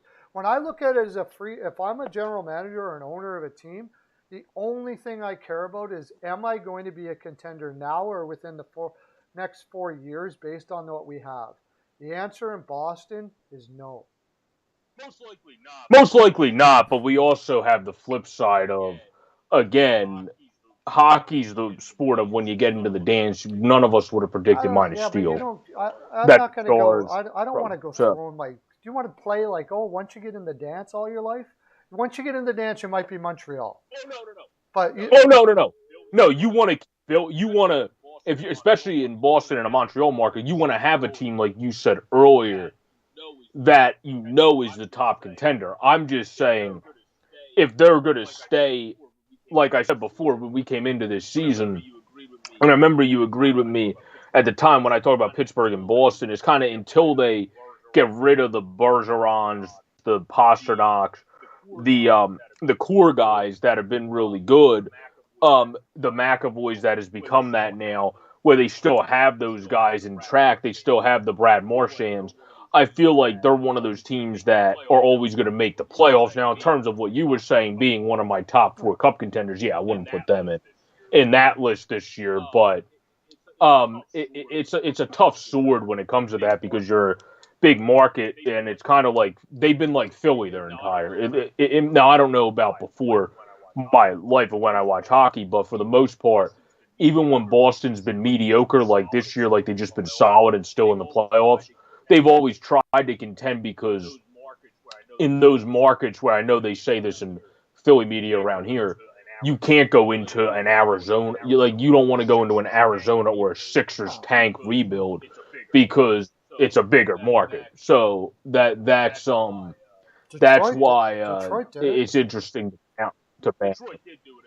Detroit did do it, and Detroit's one of the teams that actually were able to do it successfully. But then there are teams that it took them a lot longer, like for example Montreal, because they hit these bad moves in the road and haven't drafted as well as they should have drafted while trying to trade away a bunch of people and bring in other people over the course of the years. So it all depends. I do agree, though, Detroit with Eiserman, they had Hall in there before. They did start moving in the right direction. But I agree with you. I think, I can't remember what team it was. We said this at the beginning of the season. Oh, it was the Islanders. Like they still are a team that I think will get to contend for the playoffs in future years and all that yada yada yada. They have good coaching, but there's certain older guys, like you're saying about the Bruins, that you might want to swap out, try to get some younger guys that'll be part of the future core going forward, and then keep progressing there. Obviously, you're not going to get rid of No, Pastrnak, I don't think, as he's absolutely but not. like you get rid of the if you get rid of the Bergerons and you get rid of the Marchands, you can cycle in younger guys, and even though that's really hard to do, just like getting rid of Drew here in Philadelphia is a heartache thing for fans. It's something that is a better business decision in the Well, end, which is yeah, what and the you're hard saying. part about Bergeron is you're going to be sending him to the only where he wants to go. So the return is probably not going to be the greatest. Marchand, on the other hand, I think you could get a killer return for his contract and what he gives right now. And trust me, I mean, we talked about it before. The hard part about this is you're going to have sponsors that you're going to lose money. You're going to have sponsors that are going to be out of there as soon as you say you're going to do something like this. You might be able to talk them into it. Like Detroit Red Wings ownership they have sponsors that say, we'll come back when you're a contender, but we're not attaching our name to this losing team for as long as you are. You're not sponsors or advertisement. They want their name on success. They don't want to name. Some of them stayed and said, you know what, we'll be there through the rebuild and all of those sort of things like that. And maybe they get a good promotions department that can convince these guys that the rebuild is going to be quick, because that's what's happening in Montreal right now. You bring in Gorton, quick rebuild. You might be able to do it 4 years, something like that. That's what the hope is, that you can be a rebuild in 4 years and be back to being like what the Rangers did. That's the reason why Montreal hires a guy like Gorton. But you got to be able to also sell them that if we don't do it, just put up a poster, just a picture of the Philadelphia Flyers. This is where we're heading right here. Are you going to sponsor? It's Are you going to also sponsor us here if we're this? You know, that's a fair point, because I see what you're saying now. Because if you look at like the Bruins, if you look at it similar to the Flyers, they haven't been able to find recently the best. Now they have the Pastas of the world, where the Flyers don't have that, who is like a franchise player. So they do have a secondary franchise player. But lately in the drafts, like you've drafted a Zach Session, who's more of a Providence Bruins player. They drafted Oscar Steen, who started to develop now, who was a smaller guy. He played, I think, 20 games this year and has shown some success. Um, so you have guys you drafted years ago, Berglund, maybe he'll eventually come up. Lassell I like as a prospect, but like they've been finding similarly to the Flyers. Trent Frederick's a solid player, but more of a good like piece of the puzzle, not a guy that you're going to say is part of your main, like even Simone Gagne type player. So like they've been drafting more of these finishing pieces of the puzzle that are starters in a lineup, but not the next Bergerons, the next Marchands. The only guy they have that is David Pastrnak. Where at least they have that. Where in Philly, we have a guy like Fairby who's comparable to Gagne, but you wouldn't say Fairby's a franchise guy. I would call David Pastrnak oh yeah, you a don't trade face of the Paul. franchise guy. You don't trade Paul. Well, you don't trade Fairby either, but I'm just more talking about like Flyers. At least the Bruins have if they trade Bergeron and Marchand, a actual face of the franchise, where it's not like how Jersey had Heishier for a couple years until they got Jack Hughes, and they made Heishier by default the face of the franchise. And then as soon as Jack Hughes came in, he's now the face of the franchise. Like it wouldn't be that type of deal like it's going to be in Philadelphia, where they would already have a face of the franchise that's a legit face of the franchise because he's one of the best players at his position, And McAvoy. top at least 7 McAvoy's astronauts. Boston. Oh, also, yeah, Because McAvoy is, McAvoy yeah. is so Where, Boston. Like, he is so Boston. He's from New York, but he's got that Boston way about him, right? Well, that's how you build the teams, right? Because you brought up Detroit. Detroit had Dylan Larkin, who's great both ways all these years, who's a star player, and then now you pick obviously Maurice Sider, and you also pick what's his name? Why am I blanking on his name? Oh, Lucas Raymond, who are two guys that are also budding. So like they hit again on here level Oh, guys, where that's been the problem with Boston.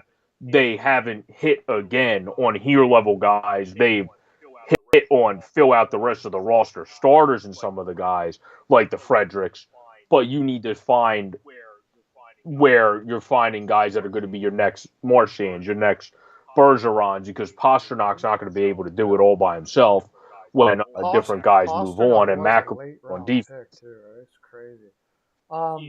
But Yeah, there was something you were saying there. Oh, yeah, there's another thing with Detroit when you're talking about a rebuild, too, that they did that would have allowed them to get away with it, and that was hiring Stevie Y. Yeah. well, that was very smart too. You Yeah, hire a that guy who obvious. just built a Tampa Bay team into a cup content, to winning cups. It's pretty easy to tell your sponsors. By the Did way, you we're see? going to take the idol of Detroit, the guy that we're going to hire like the talk about face of the franchise. The face of the franchise is their general manager who just showed us how to build a team into a cup. Yeah, it's a little easier for the sponsors to go, okay, we'll wait, right? Wasn't one of the guys he drafted either Raymond or Sider the first time Detroit picked somebody at that pick since Steve Eiserman? Wasn't it What one was of those that? two? Raymond was hired under Detroit. One of the guys he drafted, I thought he drafted. It was the first time Detroit picked a guy at the same pick as Stevie Oh, Y since really? Stevie That was Y, I probably Raymond, thought. I think.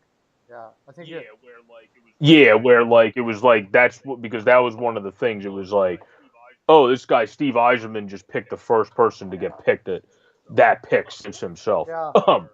Where I don't know if you saw it though, but it was hilarious. Have you followed any? Well, do you with Canada? How does it work with the NHL coverage? You don't get any of the NHL on Yeah, TNT well, I stuff, I do guess, because do I've you? got center ice package, but otherwise, no. Yeah. Oh, you do? Oh, okay. So yeah, if you've watched them, did you watch the one where they had Stevie Y on there, and like obviously we know from Eiserman like how he's just a regular dude and a normal dude on top of being a great executive. Biz literally looks at him and goes, "So, Steve, can you tell me some of the things you do when you need to calm down and wind down outside of the game?" And he just starts. Steve Eisman starts dying laughing. He's like, "Well, Biz, that's something I really don't want to get into on national television," and then just left it at Yeah. that. Yeah. Yeah, he's like Stevie Eiserman. Like the reason why I'm a Philadelphia Flyer fan has been predominantly Brindamore. And Steve Eiserman were my two favorite players. I freaking love them. And now look how great because of how intelligent they were as players. Now they're like Rod Profession. Brindamore is heading towards being the greatest coach of our generation. Like anybody that plays for him just was consistently say they've never seen anything like it. He's one of the greatest motivators, Yeah, everything that you could possibly X and O's guys. You know, it's also because in the end, Brindamore's intense, and so, but like in the end, you see if you watch the interviews and stuff, he's still just one yeah, of the guys like Steve yeah, Eiserman is, and where he takes his shirt off on the yeah, damn football field and is yeah, throwing the ball and around with the like that. That's the type of personality he that I can think works the separate the best. two too. The Sutter in Calgary, I remember I hear lots of stories about that with that same sort of thing with Sutter in Calgary. I can't remember who the player was, but it was on Sirius Radio, and he was talking about it. He said, I remember one specific day where I was called in the office in the morning to talk to Sutter, to talk to him, and he just basically ripped me a new one. Like he just freaking laid into me for the way I played the night before. That afternoon, he came over to my house and played with my child and hung out and had dinner with us and had a great time. We never talked hockey at all.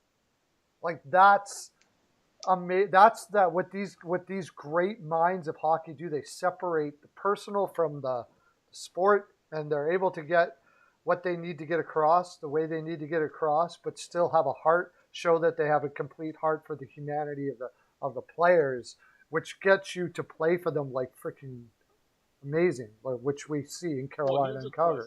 Well, here's a question then. Since we're talking about coaches, obviously a weird guy that you see when you look at most tenured coaches, because Holland and now Yzerman have let him play through the rebuild, which I think is the right decision because I don't think he's a bad head coach. I think he's a solid one, is Jeff Blashill. If he wants to do it and he's willing to do it, is Bruce Cassidy the right coach for a retool compared to a contending team? What is your opinion? Bruce Cassidy is a pretty intelligent dude. I think he's great. I think he's a fantastic coach. It's just hard to say. I'd give him a shot at it. If it's not working out, then maybe, okay, we move on. I guess there are a little bit of red flags. The DeBrusque situation hasn't really worked out all that well. No, after a hot start to his career, it's tapered off a lot. There are a few things there, but then you have Sinishin who wants out because he's not getting what he deserves there, he believes. And but you look at a lot of their, especially their defensemen, all of their defensemen, I think, have gone over their head. Besides maybe Zaboral because of where he was drafted, but I think he was drafted way too high to begin with. I never had him that high. So I'd say he's done pretty. Yeah, Grizzlick played well. McAvoy, obviously, I don't know if coaching. Even Clifton's been better than you would have expected him to and that be at times. Kid looks like he's going to be all right. I really like him. Yeah, I really like McInerney. Yeah, I mean, I would give him a shot at it if they're going to do this for sure. I couldn't see why maybe if you see some red flags while it's happening, you can exit and try to find somebody different. But I think Cassidy has learned as one of those guys that did learn how to work with the players of today. He was in the AHL for a long time. He went up to Calgary and he was a coach for the Capitals. And from what I understand, this is why I think that Cassidy is a guy that you would want to go with that direction with. From what I understand, he actually went to management and said, I don't think I'm ready for this. I think I have some more learning to do.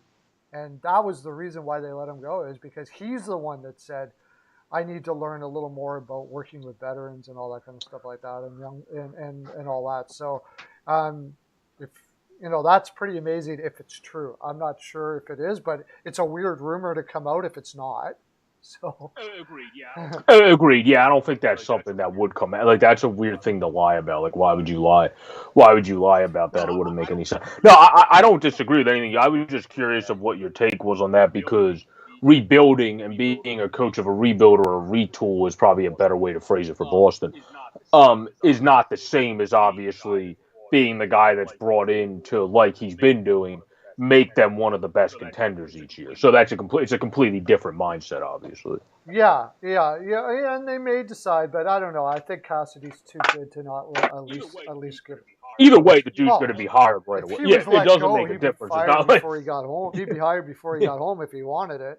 He'd have the choice of wherever he wanted to go for sure. Philadelphia. Like, for example, here, I was going to say, if Boston doesn't keep him for some reason, we better be one of the team. The way that Bruce Cassidy can get out of players with good offensive skill, like the Fairbys of the world, like, I think he would be the perfect, and he's also a two-way coach, bringing a great defense in mind. Yeah, he would be a guy that would fit well. Send him over an empty check. How much? $7 million a year. That's why I feel like. What do you want? My prediction right now is, instead of college, because that didn't work for us, Hackstall's, of course, working out better with Seattle because that's a rebuilding team, probably what he should have been the coach of in the first place. But because they're an expansion team, they're rebuilding, obviously. So, but I think for us, since we're kind of in this retool rebuild, the Flyers are probably going to try to hire one of these new wave, like the guys that have been doing it in the AHL and deserve a chance. I don't know if I see it paying a crap ton to a guy that you have to write a blank check to for that, because they might, like I said, stack the assistants with experience that are very good defensive minds, like the Mike Stauthers equivalents of the world, and then do it that way. Because like that's why I feel like Nobla is somebody on the radar. It's just It's I possible also because if they're feel going through a rebuild, they're all afraid of losing all the money, so they might go that direction for sure. All right. exactly yeah. So it would make Okay, so sense basically, we economically both too. agree that it's probably in the best interest of Boston to do that sort of thing. I have a hard time believing it's going to happen, but I really think it would be a good idea for them to do that sort of thing. Were we talking about? Isn't that pretty much the topic of what's going on in the NHL right now? There are so many teams on the precipice of a rebuild that it's pretty crazy when you look at it, or in the middle of one, that you have teams that's why you have this one of the first times where I really think there's only 4 true contenders in the NHL. Maybe, you know, that I really would say they're going in where it's going to, I call a contender where you're going in and it's a disappointment if you don't win the cup.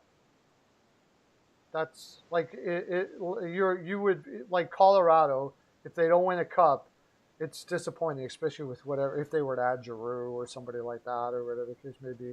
The Vegas Golden Knights possibly I put a little less because I think it's going to take a while for Eichel to work in there, and I don't know if this is the year, but Tampa Bay obviously, Yeah, and then yeah, Tampa possibly obviously, Carolina and Florida, and even yeah. Florida. You look, even Florida. I look at their goaltending, and I just don't think they can do it. I just don't think Bob Broski's going to. Well, He's Bob been has good, been but really he's good been. this year. It's just, I still don't trust him.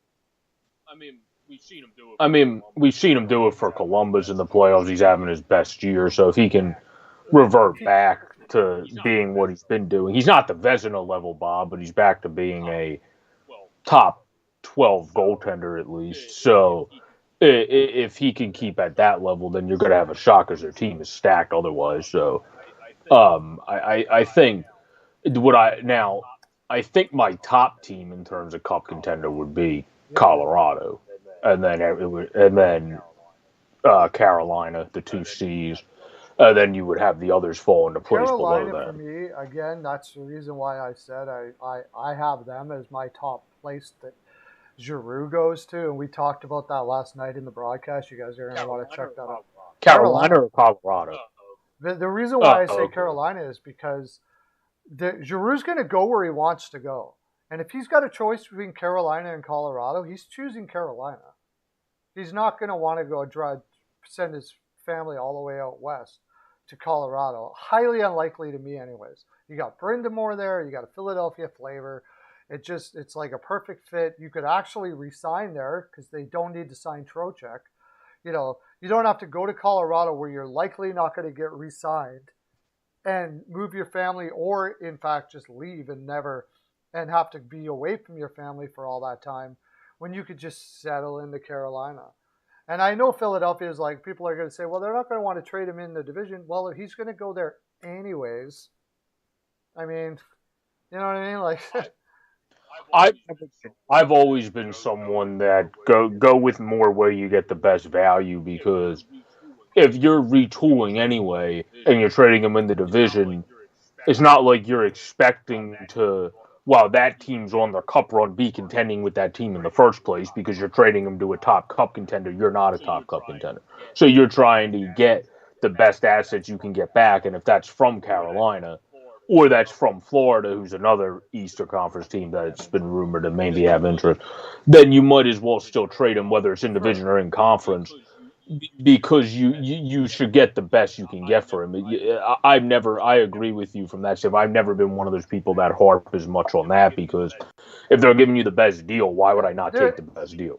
It would be stupid of me to it can make sense not in the take. sense that you're making a team, if he's going to have term and he's going to make that team so much stronger that they're going to be difficult to beat down the road.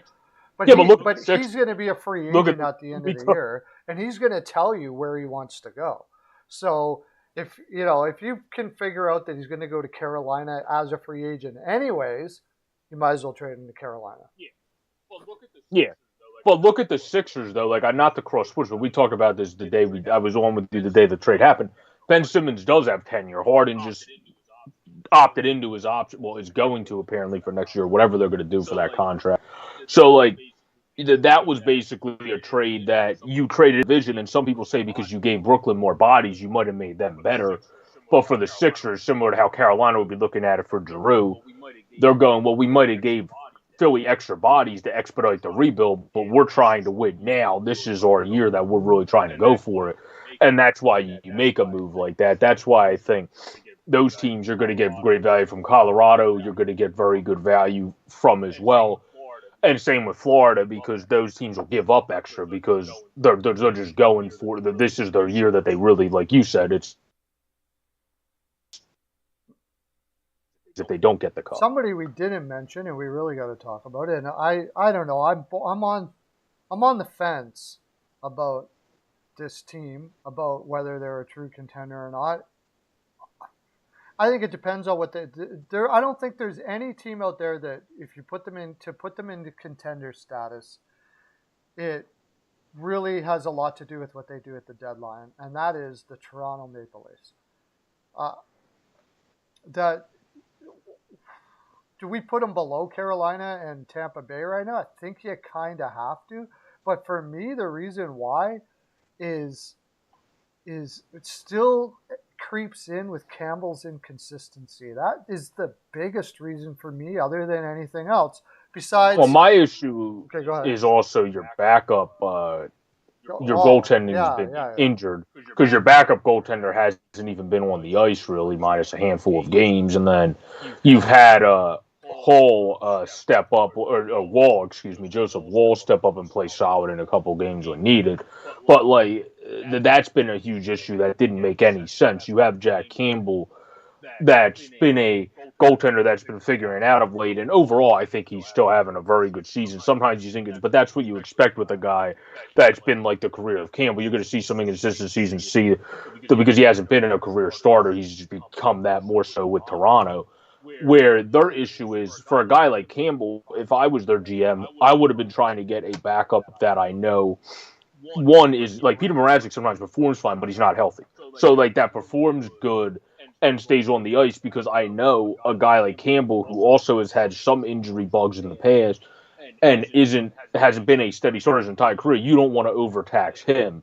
And I think, at least in my own opinion from watching Toronto, him already playing 35 games, that's not where I would want him at right now. I would have preferred him to be able to mix in the Mrazeks of the world if he, say, stayed healthy in a perfect world against the lesser opponents. So you didn't have as much inconsistency because, again, Jack Campbell's new to being a everyday 60-game starter in the league. He hasn't really been that because he's been behind some of the best. So I think that plays into that as well, where I don't know about you, but I think we even talked about this before the season. That signing of Peter Mrazek made no sense because you brought a backup goaltender that just stays injured. I think they just couldn't find anyone else. He was like the third or fourth option, and they knew they needed a backup, so they kind of swung for the fences with them. But the thing about what there's our Martin Jones trade candidate. The thing about that was with Campbell. Like, if you're okay, I don't know what Campbell's long term. Is he ever going to be the guy that can play that kind of? And if he can't play that kind of minutes, is that the guy you want to do? We're talking about the playoffs here. This is taxing, man. So no, I agree with that. But we also have to remember one of the best goalies of our generation in Tuukka Rask. The reason we credit the Bruins for being so great with their mindset is they were always able to have the perfect backup, that they would always win the awards each year for the top goaltending because they would have the great 1B that allows Rask to then be the most rested. I think Campbell could play the amount of what he was doing of the like 55-ish, 50 games per year. I think he could get, but you don't want him to be up with the Vasilevskis of the world having to play that many games because there's only a certain amount of people like Vasilevsky and Hellbuck that are able to play those kind of games and not have it drastically affect their output. There's only a few rare birds, and Carey Price obviously at one time, that were in that category. Yeah, I know, but you got to have one for the most part in general. I like even Markstrom in Calgary, which we've been talking about. even Markstrom in Calgary, I question whether, because he's one of those guys that, if you notice, once he gets a break, he'll go off for like 15 games, and then all of a sudden inconsistency starts creeping in. Those guys are I think it's hard. just Those new guys are role. really hard Yeah. to find, and that's why when we're looking going back at the draft, people that say, "Well, I wouldn't draft a goaltender in the first round." If you've got a goaltender that looks like he can do a heavy load like that and do that, I'm drafting him in the first round, man. I'm willing to take that chance because if you've got one, you're a cup contender more than you will without one, regardless of how you build your team Yeah. around it. If you've got a Vasilevsky, if you've got, a Price. Although, in my own opinion, though, like I agree with you, like Campbell's not at that level, but if you were looking at, I don't necessarily agree with the stats that always factor in, but with Vezina, they do still factor in wins, which is more of a team stat, so I don't agree with that per se. They factor in the goals against the most, and they factor in the save percentage. So if you look at it right now, Jack Campbell's in the top five. So with that being said, and John Gibson technically wouldn't be, even though you would say John Gibson is a better goaltender, but by the stats, I think his voting would be out of the top five, and Campbell's would be in the top five, just statistically speaking. But obviously, we know who overall, career-wise, has been the better goaltender. We don't have to dispute that. But I think it's more you have years where you have the guys that are the best of the best, but then you have the Thatcher Demkos, you have the Hudobins who help you go on runs, you have the Brian Bouchers that help you go on runs of the road. Like you can have a guy that's in his perfect year, like Campbell is, like Markstrom is, and go on runs with those guys. It's just you need to have, like what you said before, goaltending to me, starting goaltending. They need to get a backup. Isn't my concern with Toronto. It's filling out their defense. They need to fill out the, like we were talking about earlier, the bottom. And you got Morgan Riley, TJ Brody. That's fine. Jake Muzzin, Rasmus Sandin. That's fine. Travis Dermott and Justin Hall. Meh. Yeah. Justin Hall has been performing much better. He started off really slow this year and has, since the new year, started performing more like you would expect Justin Hall to perform. But Dermott's a guy that I expect to be moved for somebody, whether it is a Justin Braun, whether it's a Ristolainen, whether it's another right-handed defenseman from somebody else, or a lefty that they like. I expect him to be the guy that they put in with a pick or just himself, depending what level of defenseman they get.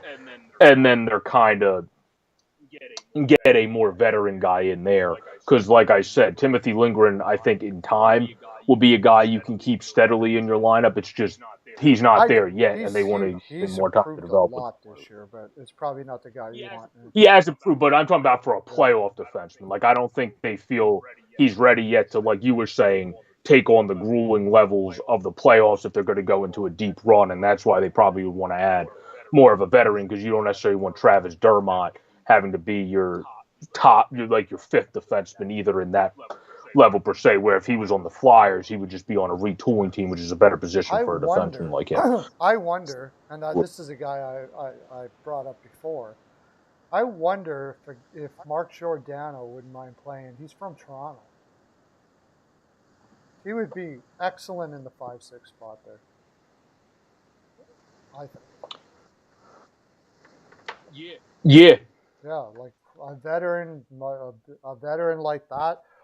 He's did all right in Seattle. He doesn't look like he's any worse for wear. He's been holding out all right, and he's better in a 5-6 spot than all the minutes he's playing in Seattle. But even with all those minutes, he hasn't been bad at all. Like he hasn't looked like he's dying or anything like Duncan Keith or something like that.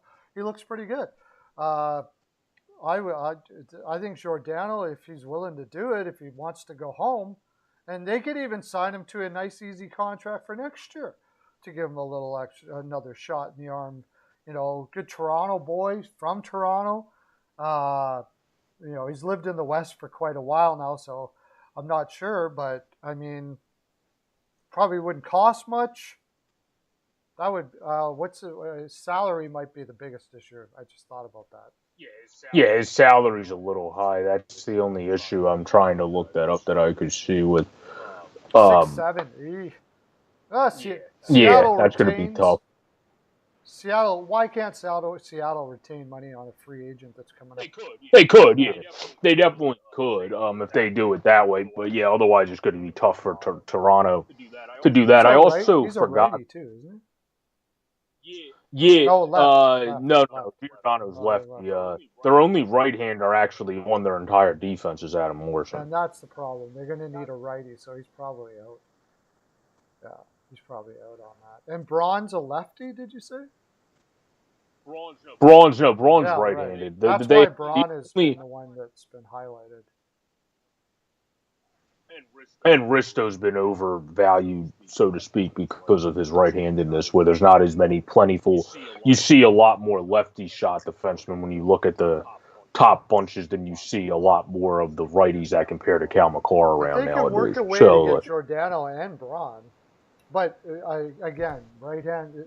It's hard to play that position outside of your.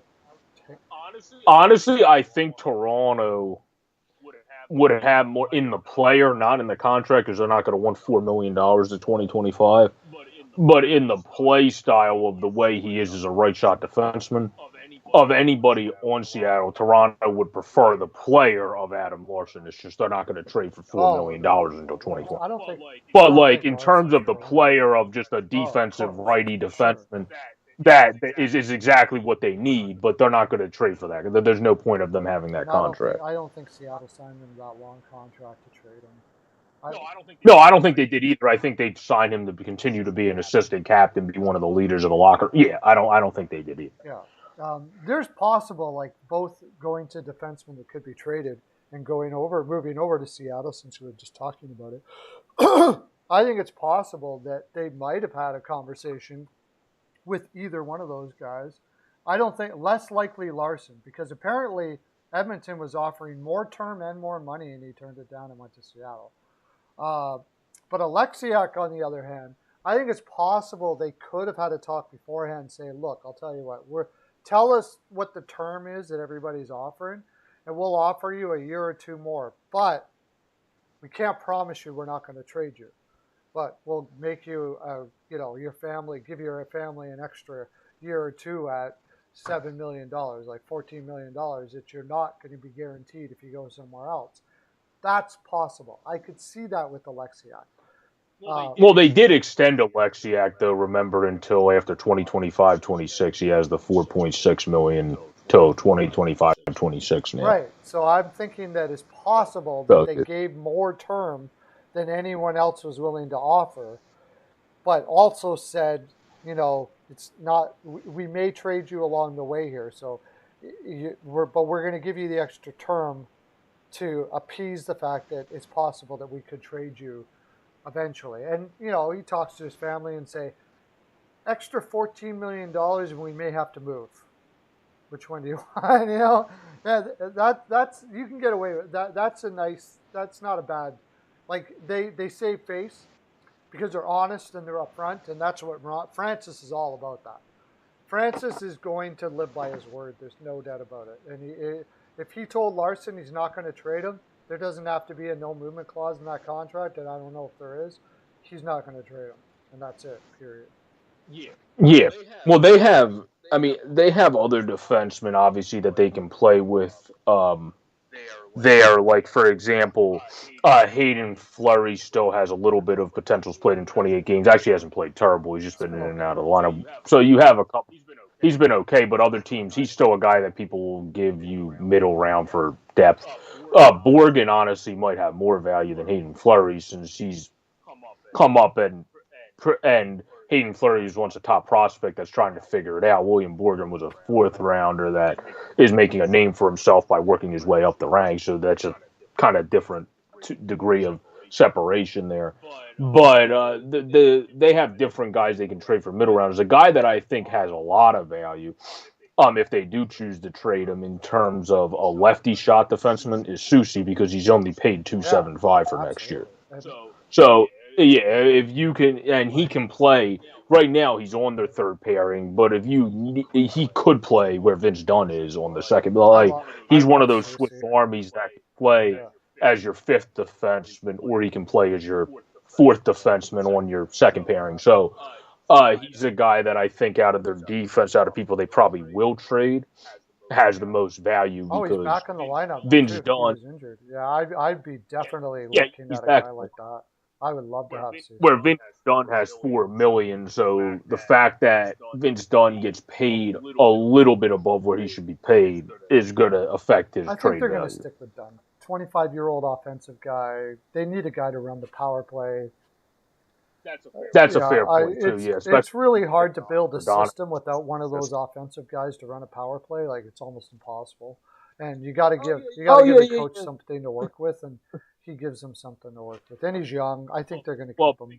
I think both of our, well, you guys at least have Darnell Nurse, but like, I think both of our teams in some sense realize that sometimes you don't want to get rid of your defensemen like that have offensive ability. Where I'm not saying Shane Gostisbehere is great, but He's hindsight's did pretty good in 2020. But Arizona. It's good for him. I'm glad to see. he's doing good in Glad to see Arizona him this year, do and well. Yeah. you got rid of him for Yeah. nothing. So like, right now you don't have the guy filling that role. Keith Yandel was supposed to. So like, yeah, I completely agree with you. You need to have. So that's a good point. I'll take that back. They shouldn't trade Vince because you have to have one of those defensemen on each team, and the Flyers are a perfect example of that. Which is why Cam York should be up because that's the guy you're trying to develop him into, but they won't let him stay up for some reason. I'll tell you the guy that I would be looking at if I was Toronto. If you really want to go on the cheap and everything else, like if you're really, I'd say he's as good as any other ones that we've talked about besides maybe Susie. But Susie's a lefty. If you really want a right D, But it's Pesic from Buffalo Sabres. He has been a late bloomer. He's oh, done I've watched him in Buffalo this year. I think he's done fantastic. He's great defense. He's very good defensively. He's become better and better every single year. He's one of those guys that's worked his butt off to stay in the league, and he's only 900 G. yeah, yeah, he's a guy that definitely is on the cheaper side. I agree. Pissick and Hag, I think, have been paired together most of the year. So yeah, he's been playing fairly well this year. He's definitely one of those under the radar D-men that they could pick up. I agree with that for sure. Another guy that I think they would have interest in that also is from Buffalo. The problem is his duration is still to have him back around the trade deadline. Buffalo is going to get a lot of interest if he can come back by the deadline in Colin Miller. It's just, is Yeah, Colin Miller going to be available yeah, to come back from yeah. injury because of the way that it's by before the deadline or not? That's the only question there. Because if he's able to come back, he's expiring after this year, and I think on top of Pissick, he would be the guy they're looking for to trade because the way that Bryson is a smaller guy, 5'9", but can bring the push the pace defenseman that they have. Jacob Bryson's starting to develop. I think it would be stupid to trade him. Yokoharu's really good with Darlene. You're not going to get rid of him. Casey Fitzgerald, you don't know what he is yet, so you might as well keep him to see what he is. Pissick, you're going to get value for. So like you said, you should trade him. Colin Miller, you're going to get good value for. So I think those are the guys. The Sabres, as they continue to obviously bring new young talent in as they're retooling their team, will look to move. But you're spot on with Pissick. It's just Colin Miller's more of the will he be healthy in time guy. And also Craig Anderson, if he stays healthy now, he's been good in the 10 games he's played. Not great, but he's been fine. Is he a guy that's somebody's plan D or something if they can't get any other goaltender? It's like, well, let's just get like Toronto even. Let's just get Craig Anderson as the backup to what is as a fallback option for if Peter Mrazek gets injured Yeah. again, so we actually aren't screwed. I Like, don't like giving guys up like that because honestly, if you get to that point where you got to use Craig Anderson, you're done. You're done. You're not winning any cups. no. I'm not saying you want to get. No, Yeah. You that's don't want to why I get to don't that really point. want to I'm give a just saying. prospect to a 39-year-old Anderson. Because Oh, if I I wouldn't give ever up a prospect. I think Craig Anderson's like a 6th round. The only no, I thing mean you're a getting, pick Craig, like a sixth or was a even 7th round. that. I just don't think Okay. I would. I just don't think I would. It's not. I might. I think there's more chance of me hitting it out of the park with that sixth than there is of me winning a cup with Anderson. if Oh, it I has to go you're Anderson, just so doing that I for wouldn't give that. yeah. I wouldn't give anything. You're just doing that for the absolute abysmal situation if it ever did Yeah, develop, which yeah, is exactly. that's all it is. Which is If why Anderson is your most teams goaltender in the playoffs, you're in an abysmal situation. That's a yeah, good way of putting it's it. why most it's why most teams seem to have that good veteran. Like for example, a couple years ago, who was it that he ended up in the playoffs for? But I'm pretty sure Troy Grosnick ended up in a Oh playoff yeah, game that because was it L.A.? was it LA? It could have been. Was I it think LA? so. Yeah, and then obviously the Hamburglar when that Yeah, started yeah, years yeah. ago was because Andrew Hammond ended up in a playoff series and almost stole a playoff game. Talking So about that, imagine if you're Andrew Hammond, right? Like you had that nice little run that made you a millionaire about halfway through your career or whatever the case may be, and then everything went back to reality and you became an AHL coach. Imagine the phone call for Hammond from his agent saying, "Do you want to go back to the NHL?" You would have been like, what are you talking about, dude? It was like, so Montreal wants to trade for you. You can be the backup there. Oh, he would have been losing his mind, man. Just imagine calling his wife. You're not going to believe this. We might make NHL money for a half a season. What? Yeah, I got to go to Montreal. Go. no, yeah, in the AHL, like that's the thing, like because I cover the AHL too. There's so many guys that teams like Hammonds is that perfect realm that I just said bring in because they're the great AHL goalies that are if you're in this abysmal everybody gets injured situation, they can fill in for a couple games and are the great locker room guys. That's exactly what Andrew Hammond. That's exactly what Troy Grosnick is. They've been great. Same with a guy that you've said in the NHL. Why does he keep getting jobs? It's the same thing for Louis Domingue, who's still in the AHL. So Yeah, like, there's always guys that fit into that yeah. category, but it's because they fit, like you were saying, great in the locker room, and they also play good at great veterans at the AHL level that if they're needed, you don't want to have to use them, but sometimes they have stepped up at different moments. And when it's come to Andrew Hammond and when it's come to the Flyers, like the Michael Ladens of the world would be a perfect example for that too, a career AHL goaltender that then helps out the Flyers one year and somehow gets them to the damn Stanley Cup with Brian Boucher. Yeah. So, like that's something that you're not going to be able to explain. Like imagine me trying to explain that to my kids years down the line when they look at all the other rosters the Flyers have had on paper and then look at that team if they actually know about the history of hockey. They're going to be asking me like, so how did this team of all the teams that we've had in years past with this goaltending that get to the Stanley Cup? And I'll be like, yeah, that's the point that we're in Philadelphia still trying to figure out. That team just had a magical feel to it. Just People are still luck, trying to all kinds figure of out. stuff. It's not the way you want. It's not the way you try to do it, but it can happen. When the Edmonton Oilers went to the finals against Carolina, it was like one of the worst things that could have happened to us, unless we actually won the cup. Because unfortunately, Yeah, in Edmonton, the management all of a sudden thought they had a good team, and they didn't. They just got really, really. well, that's what They happened had with Chris Pronger. Chris Pronger. That's what they had. The, the, yes, yeah. I've never. Well, wouldn't you say that When was people ask, the Oilers? what's that? Wouldn't you say the Oilers though? To ask a question, since you brought that up, that was basically the prequel to what Jim Benning ended up jumping the where they didn't get even all the way to the cup. Where at least you guys got to the Brian cup Benning, and went, okay, we Jim think we're Benning. ahead of where we are. Yeah, No, Jim with the when he was with the Vancouver Vancouver. Yeah, before they made it to the Rutherford came, finals, and they thought where they were he good. Yeah, yeah where he looked at that one run with Thatcher Demko where he stepped up in the bubble and went, oh, we're ready, we're set, yeah, we're a cup yeah, contender now, and that obviously wasn't the case. Where now you have Rutherford, Cami Granado, and I actually think that they're starting to form oh a yeah, really good front office because they also yeah, brought in Patrick Alvin, who was with them yeah, in yeah, Pittsburgh. You yeah, brought in yeah. Cami Granado, A who's lot been of feel good stuff. A out, lot of feel good stuff there, yeah, for sure. also Rachel, Yeah, Or not Rachel, Rachel Diori's the analytics, but Emily Constange Constange. Yeah, was one of the was the only woman certified as an agent. So like she knows a She's lot going to about do different that. players She's around the going to do league. the contracts and stuff like that.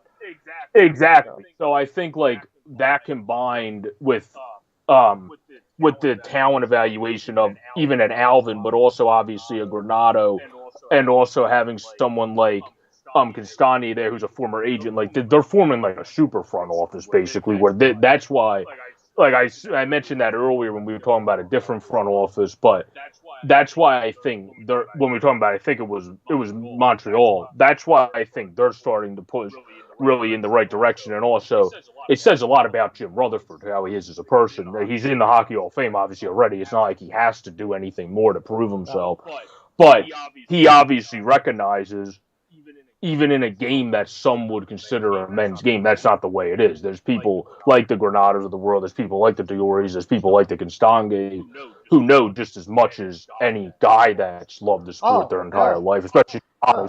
she was born in one of the biggest hockey I've been families. talking about it So all like year. I've married to Ray Ferraro. So like yeah, you have all these connections. was a So I It was think a they're Granado that played super. for LA. Her brother, or was it her brother that played for LA? I think Tony Granado. Tony Granado. Yeah, the yeah, Granados have yeah. been around for a very long time. I've been saying on this broadcast for a long time is like when are they? There's certainly genius female hockey minds out there. It's when are we going to start getting into that pool? And Vancouver is the first one to do it, and good for them. You know, and I think that's a big. Well, Seattle also did it with Francis because Francis is the one that hired Cami Granado in the first place to be the scout, and then she got the job from. Then she obviously moved from being a scout for the Kraken to now working for her hometown club of Yeah. Vancouver, where she was saying I watched an interview with her where she was saying the job with Seattle worked out perfect because they just had her scout the different clubs up there in Canada so she could still really live at home. Where she's like, this is just a match made in heaven. Talking to Rutherford and seeing how I really like the vision he has forward and the people he's hired around. That she just has to literally she said drive right down the street and I'm there. Yeah. So like it's a perfect thing for her and it's a perfect hire. And on top of like we were saying about Montreal starting to bring in the right people, they brought in the right people, but they're also starting to hopefully, like Ron Francis did, hiring her as a scout. This is the first time we've seen people hired as assistant general managers, and they hired two of them, and then the other in Rachel Dioris, the head of the analytics department. I think now one of the heads of it. So they hired three really key women in sports. Hopefully that helps change the culture. Where Mike Johnson said this on NHL Network. I want there to be a day where we're not overjoyous reacting like this, Oh, where it's normal no. because women should get just as much opportunities in Absolutely, this sport. absolutely. I'm not. As I'm the not men. even really overjoyous about it, but in a sense, I am because it did take a change of philosophy to finally get. Get to It this should point. like it shouldn't even matter, female, male, whatever. Like you're a genius, you're a genius, and I wouldn't doubt that Cami Granado's got a genius hockey mind. She comes from genius hockey minds, so it's Like a there's pretty good multiple people chance. too, like Marie. Yeah, like for Team Canada that helped you win for Canada. Marie Philippe Poulin. Most think when she retires, she's a brilliant, if not more than an analytics like Rachel, like one of the guys like Emile Castange who could be an agent, or like Cami Granado who could Yeah, be a scout. And same goes with Kendall Coyne Schofield for USA. Like there's all these different women, Hillary Knight, all these different women that are as they retire. Granado said it in our press conference. You're going to see more of this, and it's nice to see that Rutherford's kind of just starting something that continues to become a trend, hopefully going on around the league because everybody deserves a right. obviously Absolutely. What I fair do shot. like about So as far as this, I'm not sure it's always been the case, but in this case, this is not we're hiring females to make us the organization look good to some sort of idea or so political yeah, idea or anything like that. At least in the case of Granado, I mean, these girls have worked their way to where they are and have built a reputation of being brilliant. They're not people that just, oh, we hired because it's publicity or something like that. That's what I like about it more than anything is they've chosen people that have did the work been where, made their reputation. People were talking about these people before they ever got to where they are, right? Like it's been like, wow, they've done amazing work here. They've done amazing work here, and that's what even Yeah. makes this Well, even more cool. That it is what it is. So. I also think Cami Granado put it in a perfect perspective when asked about people that think kind of the old school way, where like most people put it in that sense when you have people stuck in kind of just the insult phase. She basically said, "Well, there's nothing. I just have to do my work. I just have to. I know I'm right for the job, and I know I've earned this job. I just have to keep putting my foot forward because you're never going to change those people's opinion. Like those are just people you can't worry about, and they don't matter. You They're just well, gonna fade away anyways. So, anyways, oh yeah, I gotta get I going, know, but but I gotta pick up the little lady early today. So it was a pleasure having you on Sports Fanatic News, and go check it out. He's got content flying out like crazy all the time. What? Yeah, I really gotta go. Projo, I'm glad you enjoyed him. We had a great following today with all this conversation that we've had. I'll have you on again for sure. Well, of course, we're like friends, so we'll be on again for sure. And what's tonight? Was today Friday? Oh, Off the Wall Hockey Show tonight, boys and girls. Off the Wall. Is he doing it or is he doing a stream? I hope he's doing it with Steele.